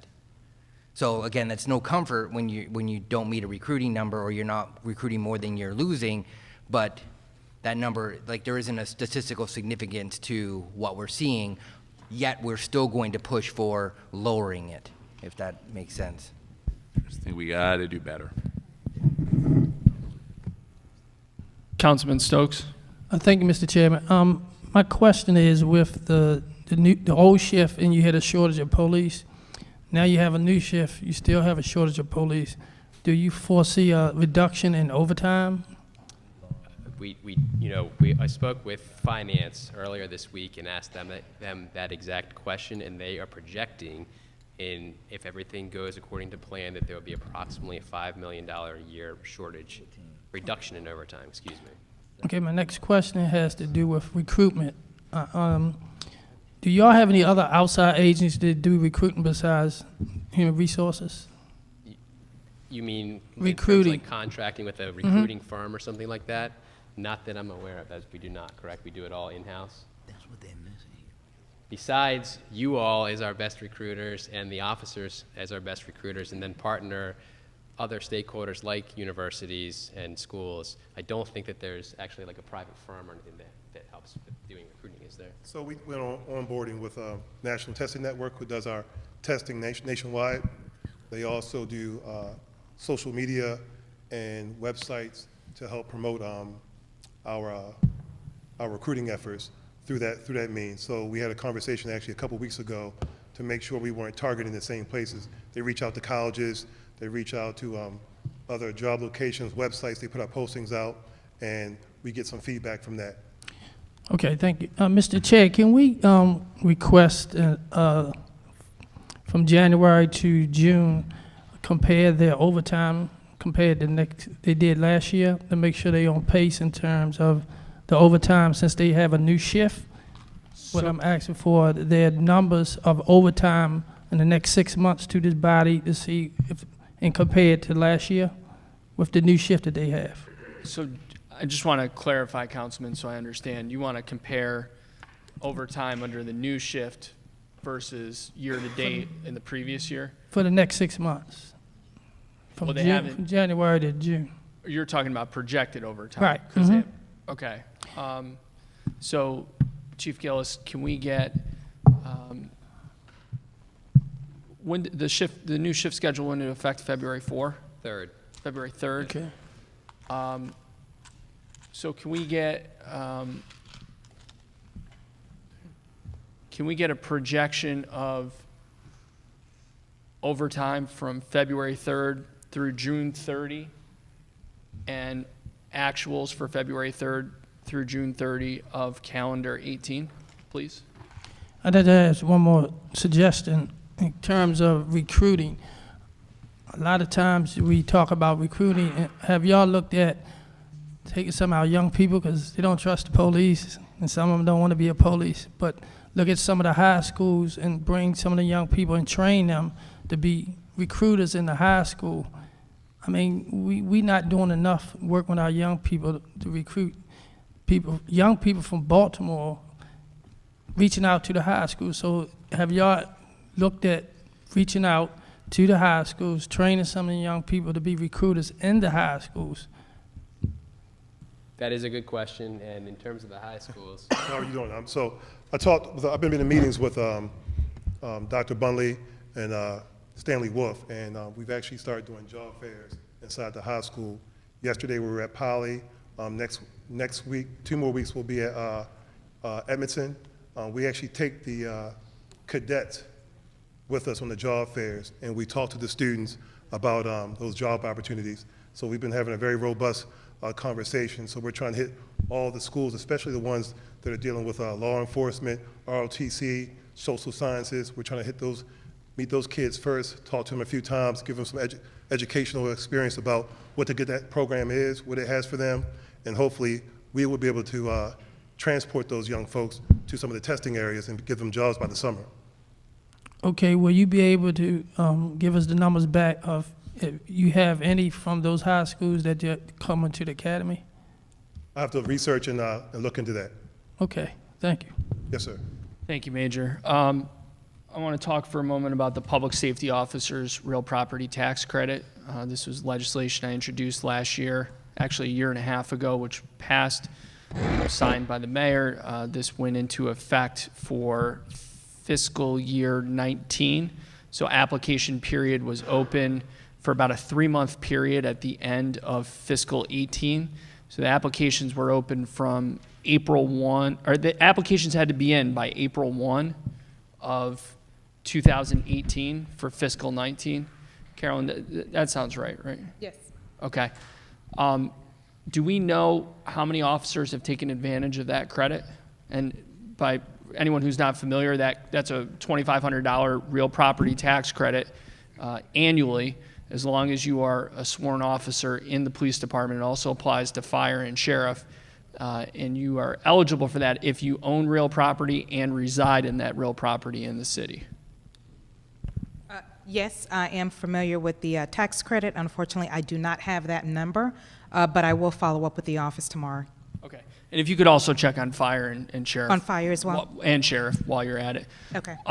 So those applications are due April 1st. What is the police department's plan to get that information out to the 19% of its employees that live in the city, to take advantage of that credit, to hopefully utilize that as a retention tool to keep them with this police department? What's the plan? well, the very basic general plan is to Mike. very basic general plan is to communicate to everyone via broadcast many times between now and April 1st or whenever the start date is or the due date is, so that everyone is getting a message from the commissioner's office, from fiscal, every day. I don't know how often it will be, but they could get it every single day. And the other way to do it is to communicate from the top down, which is when we have senior staff meetings, all of these guys can pass it down to the troops essentially, and it flows down from there. Okay, Chief Gillis, can you get me a draft plan in writing by the end of next week? Absolutely. I want to make sure that our officers are taking advantage of that credit. Absolutely, and thank you for sponsoring. Absolutely. We need to give you every tool humanly possible to keep as many officers with the department.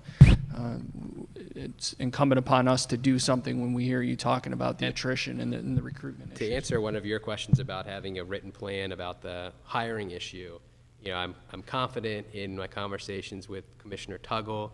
I know he's communicated with Commissioner-designate Harrison about this particular issue, and I am fully confident that you will see something pretty detailed and substantive from the new commissioner. And this is one of his highest priorities. He's articulated that to the folks who he's spoken with already: recruitment, hiring, and retention. Excellent. Let's talk for a moment about the auxiliary police. What's the status of the program? How many officers are in it? Who's running point? I assume it's still Colonel Mel Russell, or no? I believe it is Colonel Russell, and Colonel Russell is not here, obviously. Good evening, Lieutenant Colonel Briscoe. They just went through their training, them and an additional chaplaincy class. So I don't have the number with me in terms of the auxiliary, but they just did do some training to onboard them to the agency. Can you provide to the committee in writing by the end of next week the number of officers for auxiliary, when their training will be completed and they can be deployed in a support function to BPD, and what the plan is in terms of timeframes for the next auxiliary class and what the goal is for the number of officers. We're going to provide all of this to you in writing after. I know there's a lot of asks here, but is Yes, that sir. something you could get to us next week? Yes, sir. Thank you, ma'am. Appreciate it. Councilman Pinkett? Thank you, Mr. Chair. I see the spreadsheet, but I just want to be clear. Based upon the current budget, what do we anticipate spending for overtime for the fiscal year? What are we projecting total?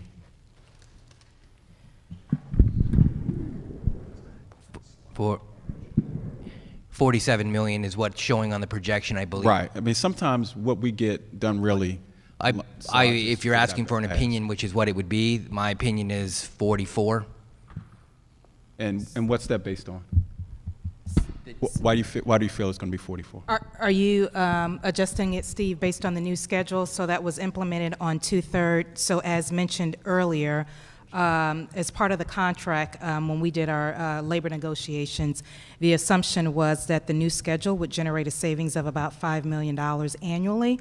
So we're looking for about $200,000 savings each pay period as a result of the new schedule. So on the spreadsheet that's posted, that is based on year-to-date actuals, which is projecting at the 47 million. But I believe what Chief Odell is stating, assuming that we do realize those savings, that $47 million should come down.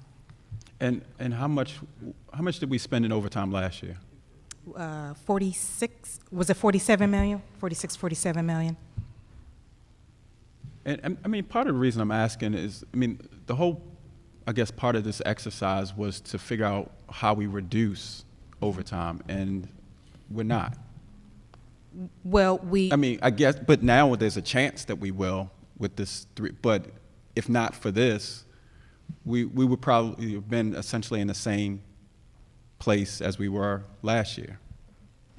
Yeah, that's one of the very significant differences between this time last year and right now is the schedule change. And that was one of the 4 targeted areas that we initially started talking about when you all started having these hearings, and we were able to accomplish that. And so we are hoping to see that $5 million off of that end number there. I don't know if it's going to be this fiscal year or the next fiscal year. I do think that the reality is that with any rollout of any new initiative, or in this case a schedule, there's going to be hiccups along the way. And so while it is a projection, it is hard to really accurately predict until we get there and have it, working efficiently. Right, and if I can interject, I mean, at the time when we and it goes prior to even these hearings, because every time the police have come before us, we've been talking about overtime. So as a council, we're grateful that this new schedule is now being implemented, but we weren't banking on that. We were trying to look at other measures that could be implemented to address overtime. Absolutely. And so essentially, we're not seeing any result from any of those other recommendations or measures that could have, should have happened. Right. And we put all of our eggs in the, shift change basket. Right. When we should be seeing some benefit in some other areas or that could have been implemented, or at least strategies along the course. So what was the budget amount for the 100 new positions? I think it was 10 million. 9 million. Was it 15? 15 million according to finance. 15 million for the 100 positions? Wait, no. The 100 positions that we had a disagreement on during the budget process for fiscal 19 back in June. There were 100 positions that were being unfrozen, and wasn't there like a $9.1 million price tag?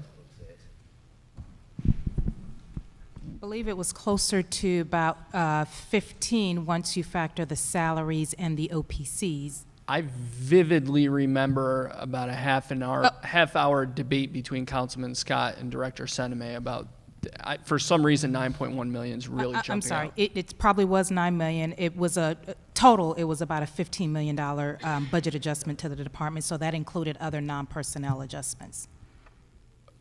Unrelated to the 100 positions? Unrelated, correct. Oh, okay. Yeah, I'm sorry. Okay. So No, that's why. Councilman, that's, the 100 positions was the 9.1 million line item. There was 6 million of other things completely unrelated to the 100 positions. Yeah, we had to restore some, right. Got it. So, Councilman, that answers your question, right? The 9 plus or minus 9 million? No, yeah, I'm sorry. Yeah, it does.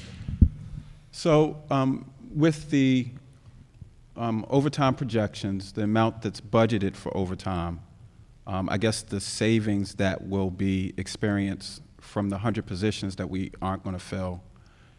So will we still need a supplemental at some point? So BBMR is in the process of preparing second quarter projections. We are finalizing that internally this week, so we shall be before the council within the next couple of weeks to provide an update on the second quarter forecast. Okay. Do we anticipate that there's going to be? So right now, I mean, the only thing that we've shared publicly is our quarter one projection, and Okay. at that time, we did not. However, the second quarter projection from my preliminary review of it is different, but unfortunately, we cannot share that information now because we have not advised our leaders. Go ahead, please do. Quick clarification. So when we're due up for that second quarter Yes. budget follow-up, and we usually do those 6 to 8 weeks after the end of the quarter. So is BBMR going to be in a position to have all that info ready, say, 2-3 weeks from now? Yes, we're wrapping up internally this week. Okay, great. So we'll announce that hearing on February 11th for sometime near the end of the month of February. Okay. Great.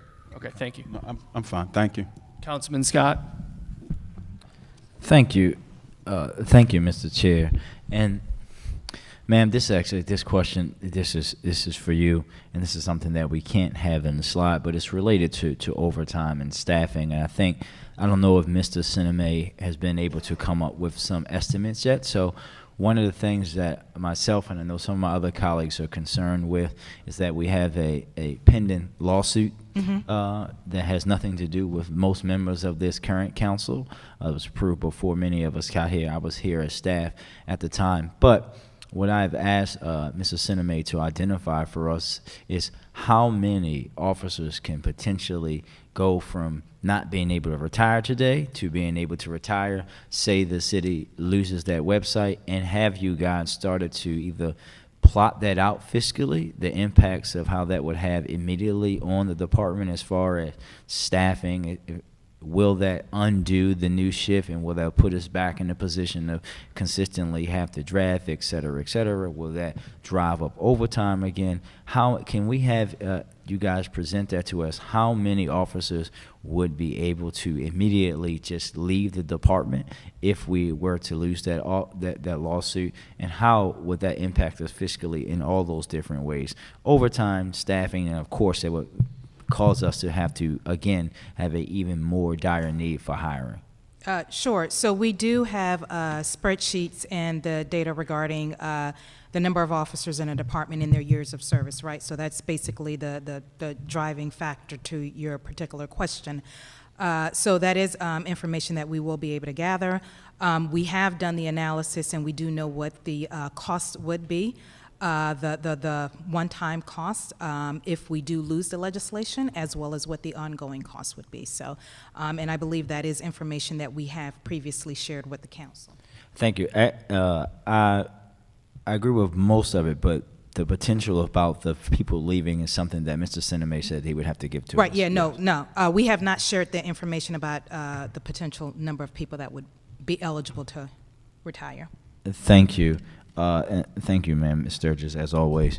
So to go back to what my colleague was just speaking about as far as auxiliary officers, So in our resolution about auxiliary officers, we also talk about, this is something that we've been consistently asking for too, is how we can better utilize the resources in patrol by using other ways of handling calls for service. So the last time you guys were before us, Deputy Commissioner Bonaparte said that you guys had identified roughly 300,000 calls for service that we sent a live body patrol officer out to. That many major cities would not have done that. We would have handled those calls either online, through CopLogic, through TRU, through using auxiliary, or having someone come to the actual physical district to do that. Can someone provide a update of how many calls for service that we, in 2018, for example, how many calls for service we took via CopLogic, we took via TRU, and we took via having someone come to the district to file those reports out of the 300,000 that we think that we could have handled? So we have to get back to you. I can send that number to you by the end of the week. Thank you, Colonel, because I think that's critically important. And for my colleagues, I think when we are consistently hearing the talk around staffing shortages and needing more patrol officers, I think that we also have to recognize the fact that it's going to be extremely hard for the department to go out and hire 200, 300 officers in a year at a time where it's extremely hard for all police departments to hire police officers across the country. However, it is significantly less tedious for us to make efficiencies in the department to utilize the resources that we have in a better way. And that's why the council has been screaming for these things to happen for years on years on years on years. Because if we took 300,000 calls for service off patrol officers that they shouldn't be responding to because they're not emergencies and they can be handled in a more efficient way, that would allow much more time for the things that our citizens are demanding from their patrol officers, for them to be able to be proactive in patrol and not just go from call to call to call. We basically have a patrol division now that's like 311. They're just call takers. That's all they do. They don't have the opportunity to patrol. They don't have an opportunity to go out and build relationships with community members because we are inundating them with unnecessary calls. So I think that we also, when we're talking about the staffing shortages, we have to look at efficiencies as well. And the last thing the request that I'll make is that we have the total number of officers suspended and things like that, but you guys know we like to receive that information from IAD breaking out by who's suspended, by what district, and what for. So if we can have that provided as well. Yes, sir. I would like to give you some in reference to that TRU question. Yes, sir. Come on. While we may not have Pull the it two- up for me, Well, we may Mustang. not have the 2018 number. So if we look at, and I apologize, I'm doing with a small phone. So if we look at just for the week ending February the 2nd, so on that day, TRU, in a 24-hour period, and we're talking about from the night shift to the morning or through the day, 16 officers were working. Calls for service citywide were 1,744. Calls for service handled by TRU were 374. The percentage of calls handled by TRU that day was 21%. The reports that were written by TRU were 266.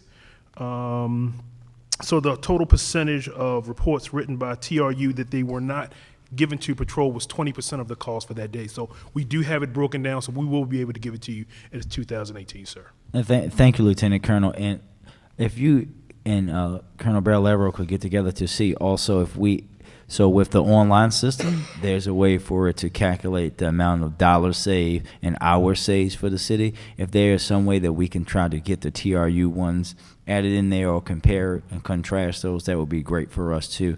And to make sure, again, that we're pushing that out there to folks as well, because people don't know that they can file minor reports online. It's a great with the resource TRU. that it is saving us. Yes, sir. Yes, sir. Thank you.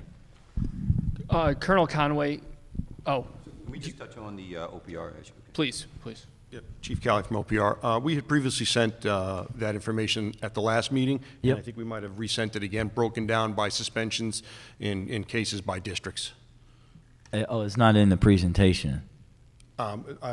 Presentation, I don't know, but it was it's not sent separately, I think, because it was up 200 pages. If not, we can get it sent to you. That's fine. We can get it later. Yeah. Councilman Scott, can you, because there was a couple requests there, can you make sure that Marguerite has all of your requests? Yes, sir. Just so we don't lose I will give them to her during the break.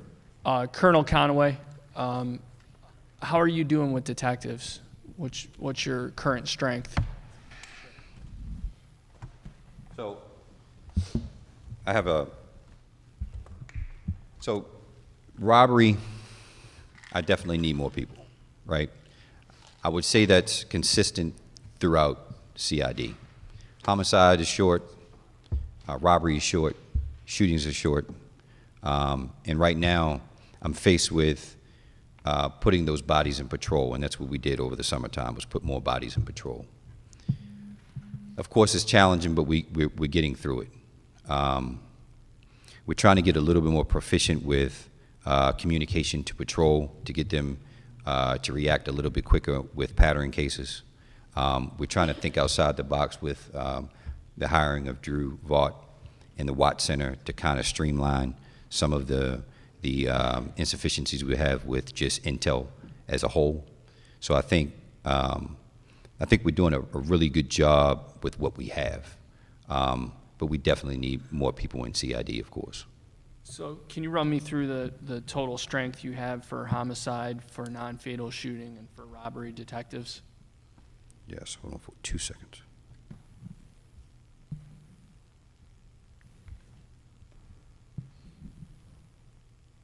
So let's start with shootings. So right now in shootings, I have about 27 detectives actually working. And as you know, we're well over 50 shootings so far this year. And these detectives' primary job function is investigating non-fatal shootings? Yes. Got it.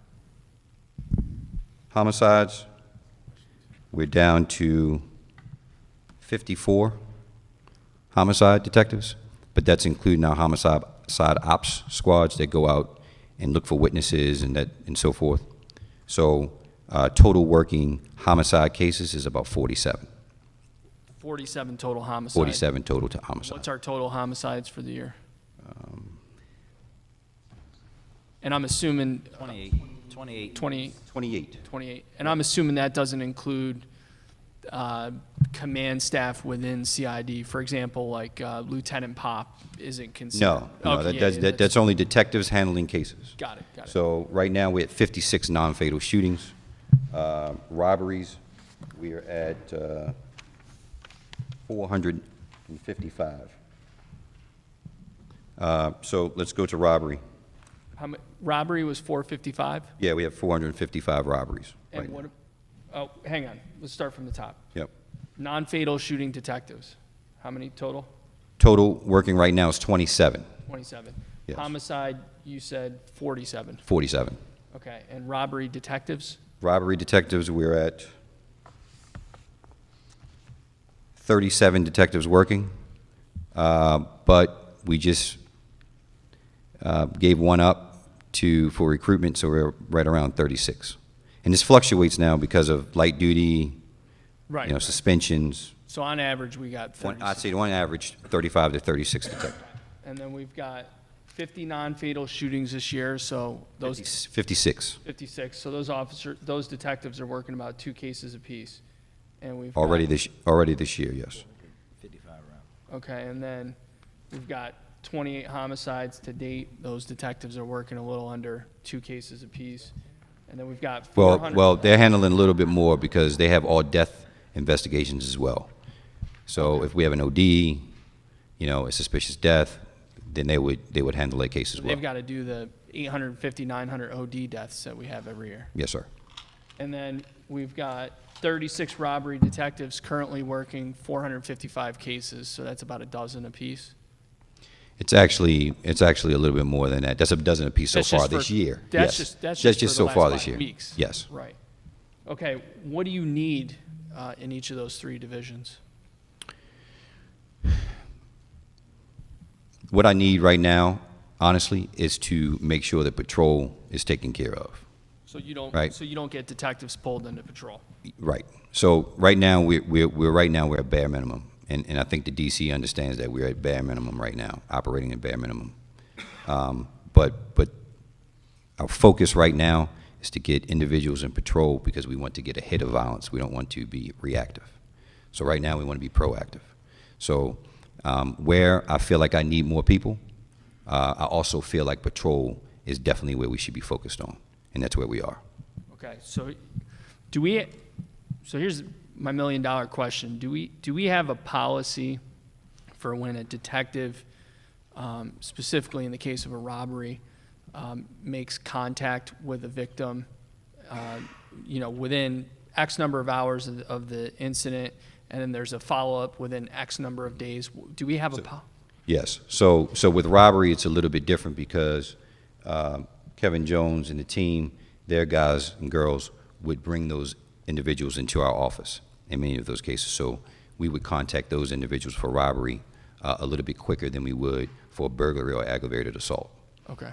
Typically, we want to get in touch with those individuals within 48 hours. But robbery is a little bit different, and of course, shootings and homicides are a little bit different because those patrol officers are bringing those people in for interview. Okay. So you've been on a number of emails with me. I've always found you to be extremely responsive. Lieutenant Pop, it goes above and beyond. Each of your detectives that I've worked with, I've spent a lot of time working with them recently, have been great.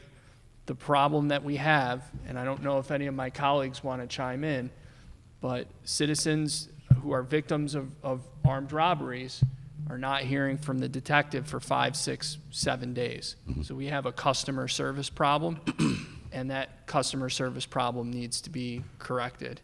So what I would like to ask moving forward, and again, recognizing that the council cannot legislate what BPD does or how you all operate. That can only be done at the state level. What I'm asking is if you could work with your command staff and communicate to your detectives, even if it's a 2-minute phone call. Hey, Byron, I know you were a victim of a crime. I haven't been in touch because I'm busy working the case. I'm tracking down a couple leads. If you have any other information that comes to mind, please reach out to me. If you haven't, today's Wednesday, if you haven't heard from me by Saturday morning, feel free to shoot me an email or call my cell phone. Can we put something like that in place? Because our citizens are severely lacking confidence in BPD's ability to not only protect them, but to solve crimes. And they need to be reassured that they're working on it. And the unfortunate reality is, at least, and I'm only speaking for myself, and then I'm going to poll my colleagues here, I shouldn't be the one to reassure them that it's being worked on. I'm going to do that, and I'm going to continue to do that and support BPD until you all are at the sworn strength that you need to really effectively do your job. And I recognize that you're hampered and can't effectively do your job with the level of resources you have. But I really need that commitment from BPD today. Yeah, understood. Again, those guys and girls are very overworked. Yep. I support them 100% with what they're doing, but I understand that if you're a victim of a robbery, we should definitely reach out to you in a timely manner. I get that. Just a 1 or 2 minute phone call. Hey, Byron, I don't have time to talk right now because I'm tracking down leads. I just want to let you know I'm still on the case. If something comes up, check in with me. If you don't hear from me for 2 or 3 days, check in with me. I'll respond to you within 24 hours. That's all I'm asking. Understood. And again, I support your detectives 100%. They're some of the hardest working and most competent men and women in city government. So please pass that along to them. Well, Mr. Chair, can I ask a quick follow-up to that point? Is it? I'm sorry. Am I good? Okay. Yeah, we're going to go Councilman Burnett on a follow-up. It's just Councilman like- Pinkett, then Scott, then Cohen. Like half a second. Basically, is it required, or are there protocols in place that require your detectives to do that follow-up call, or is it something that could be outsourced to a different division just to maintain that level of communication, or is that? It's something that can't be outsourced only because they would be the detective that's handling the case. It is a rule that we have to make contact with someone within 48 hours, but I understand that a lot of the detectives, if they get a case, for instance, if they get cases that, daily, so they're looking at and they're triaging the cases that have some legs, if you will, to the cases, and they're focusing their attention on those cases that have legs. If cases fall within a pattern case, then they're looking at those and pushing those to the side to work the whole pattern as a whole. So I get what the councilman is saying, and I think it's something that we can put in place to maybe make that phone call to at least touch base with the victims to make them at least understand that we know that they were a victim in the city. Thank you. Councilman Pinkett. Thank you, Mr. Chair. And I appreciate the fact that you said your focus is on patrol and making certain that those ranks are sure. And I don't have to tell you, I mean, you know better than all of us that having, you know, enough detectives to be able to close the cases is just as much a deterrent as, you know, having those patrol officers.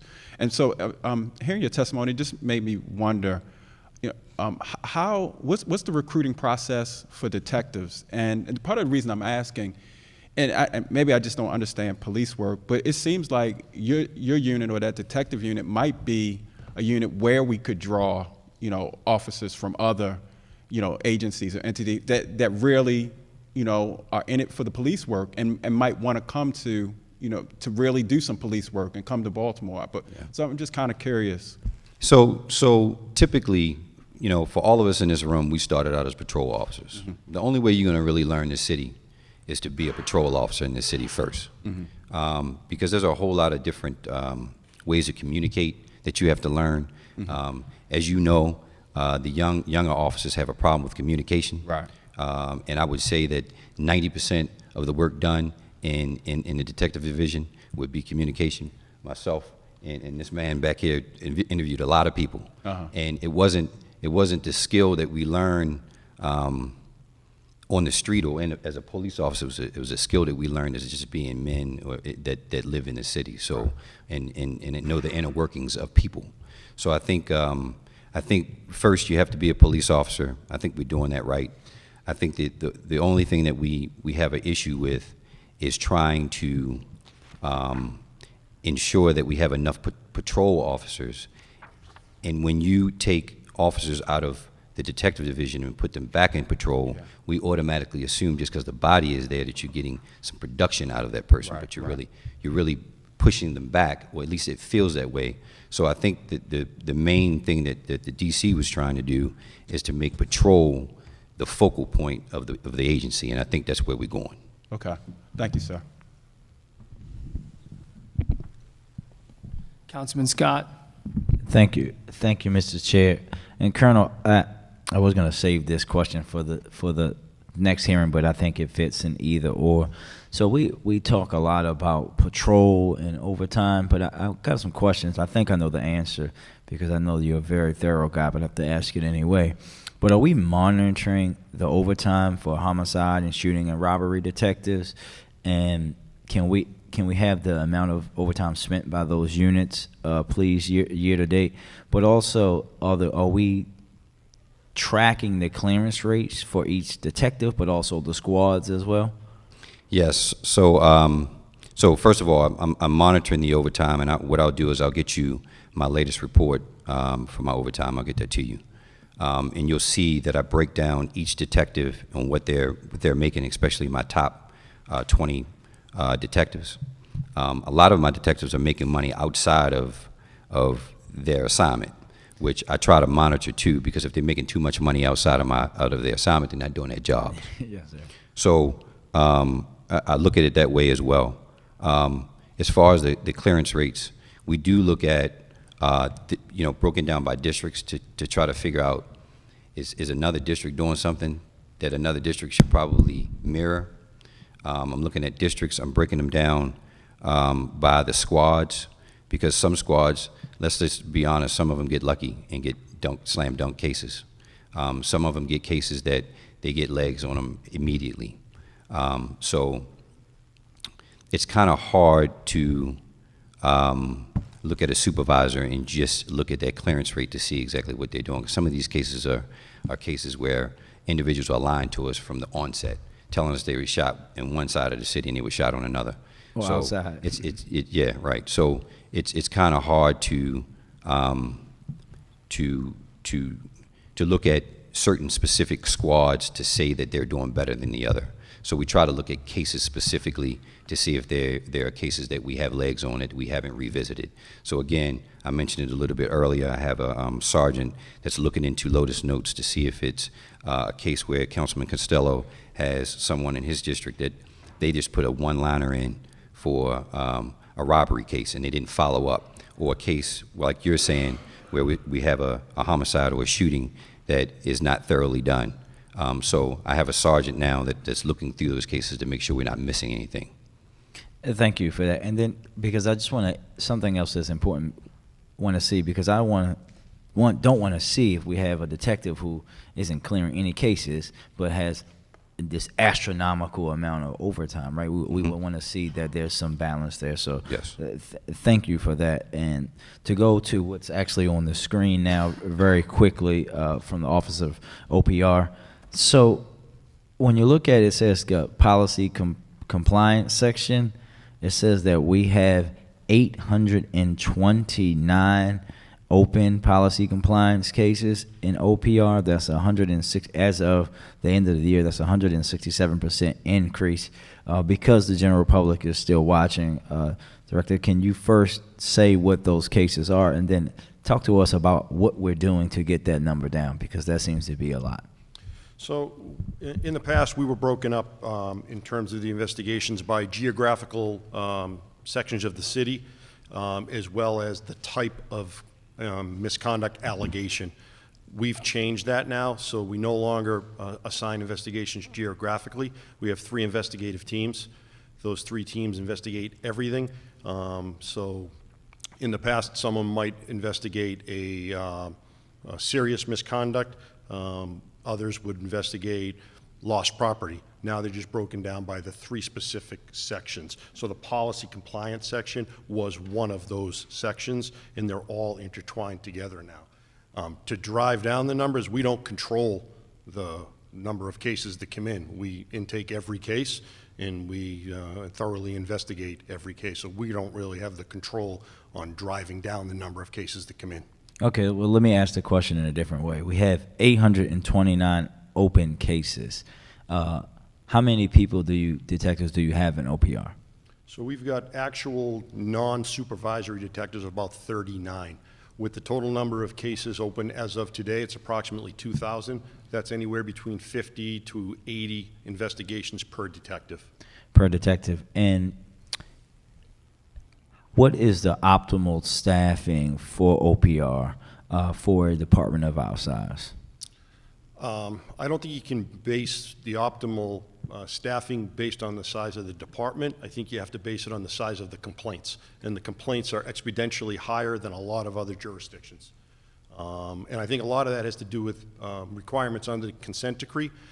Historically, there were a lot of investigations that were able to be handled in the districts as command discipline. As a result of the consent decree, that was stopped. Everything comes into OPR. We're in the process of changing that.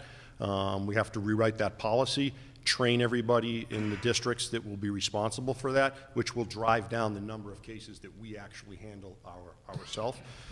But to answer your question, some of the surrounding jurisdictions have about 5 to 15 cases per detective. We're 50 to 80. Thank you for that, because I think that what's important in these, and you're saying the numbers are actually worse than they are on the screen.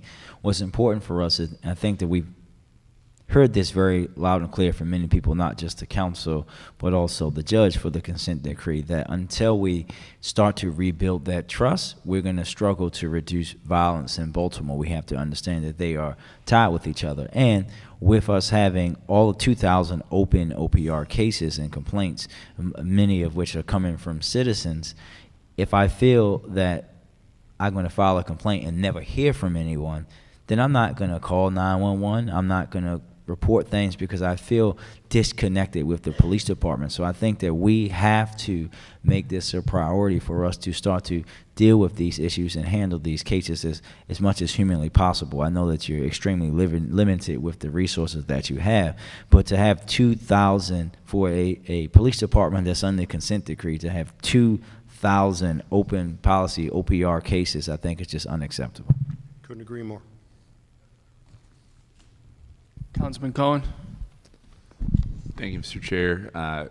Colonel Conaway, just back to something that you were saying about wanting to see more patrol, and I think we can all agree that seeing officers out there in patrol is psychologically powerful. Folks want to see them on the streets, but to the colleagues' points, the lack of detectives also seems to be incredibly troubling. Fundamentally, the work is about when people commit a crime, especially with a gun, they got to get caught. And if we don't have enough detectives, clearly we're not making the cases to get the people who are using guns or pulling triggers or robbing people off the streets. BuzzFeed just did this big piece on cities like Baltimore, they included Baltimore in it, about how few cases, shootings, both fatal and non-fatal, are actually being made.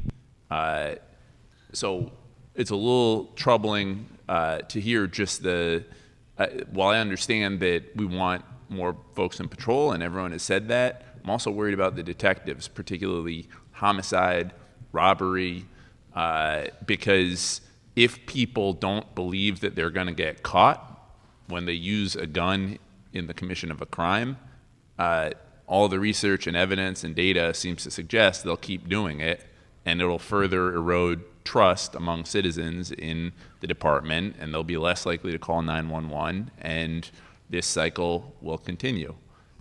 So I think that detective piece is just critical. We got to be able to make cases. Agree with my colleague that the detectives I've seen in this city are overworked and are doing really, in some cases, heroic work. But it is really concerning the lack of cases that are being made in robberies, assaults, and crimes with guns. Yeah, it's very concerning. I mean, if you take a look at just at handgun violations alone, handgun violations last year were up, right? Mm-hmm. But if you take a look at once we arrest and they go to court, if you look at the no-pros data, it would tell you that we had 324 no-pros cases for handgun violations out of the 1,398 cases. So where we are improving, because in 2017 we had 417, where we are improving, I think that a lot of times we're spinning our wheels. We average about 11.9 arrests per victim in homicides. We average about a little over 1 handgun violation per victim. 11.9?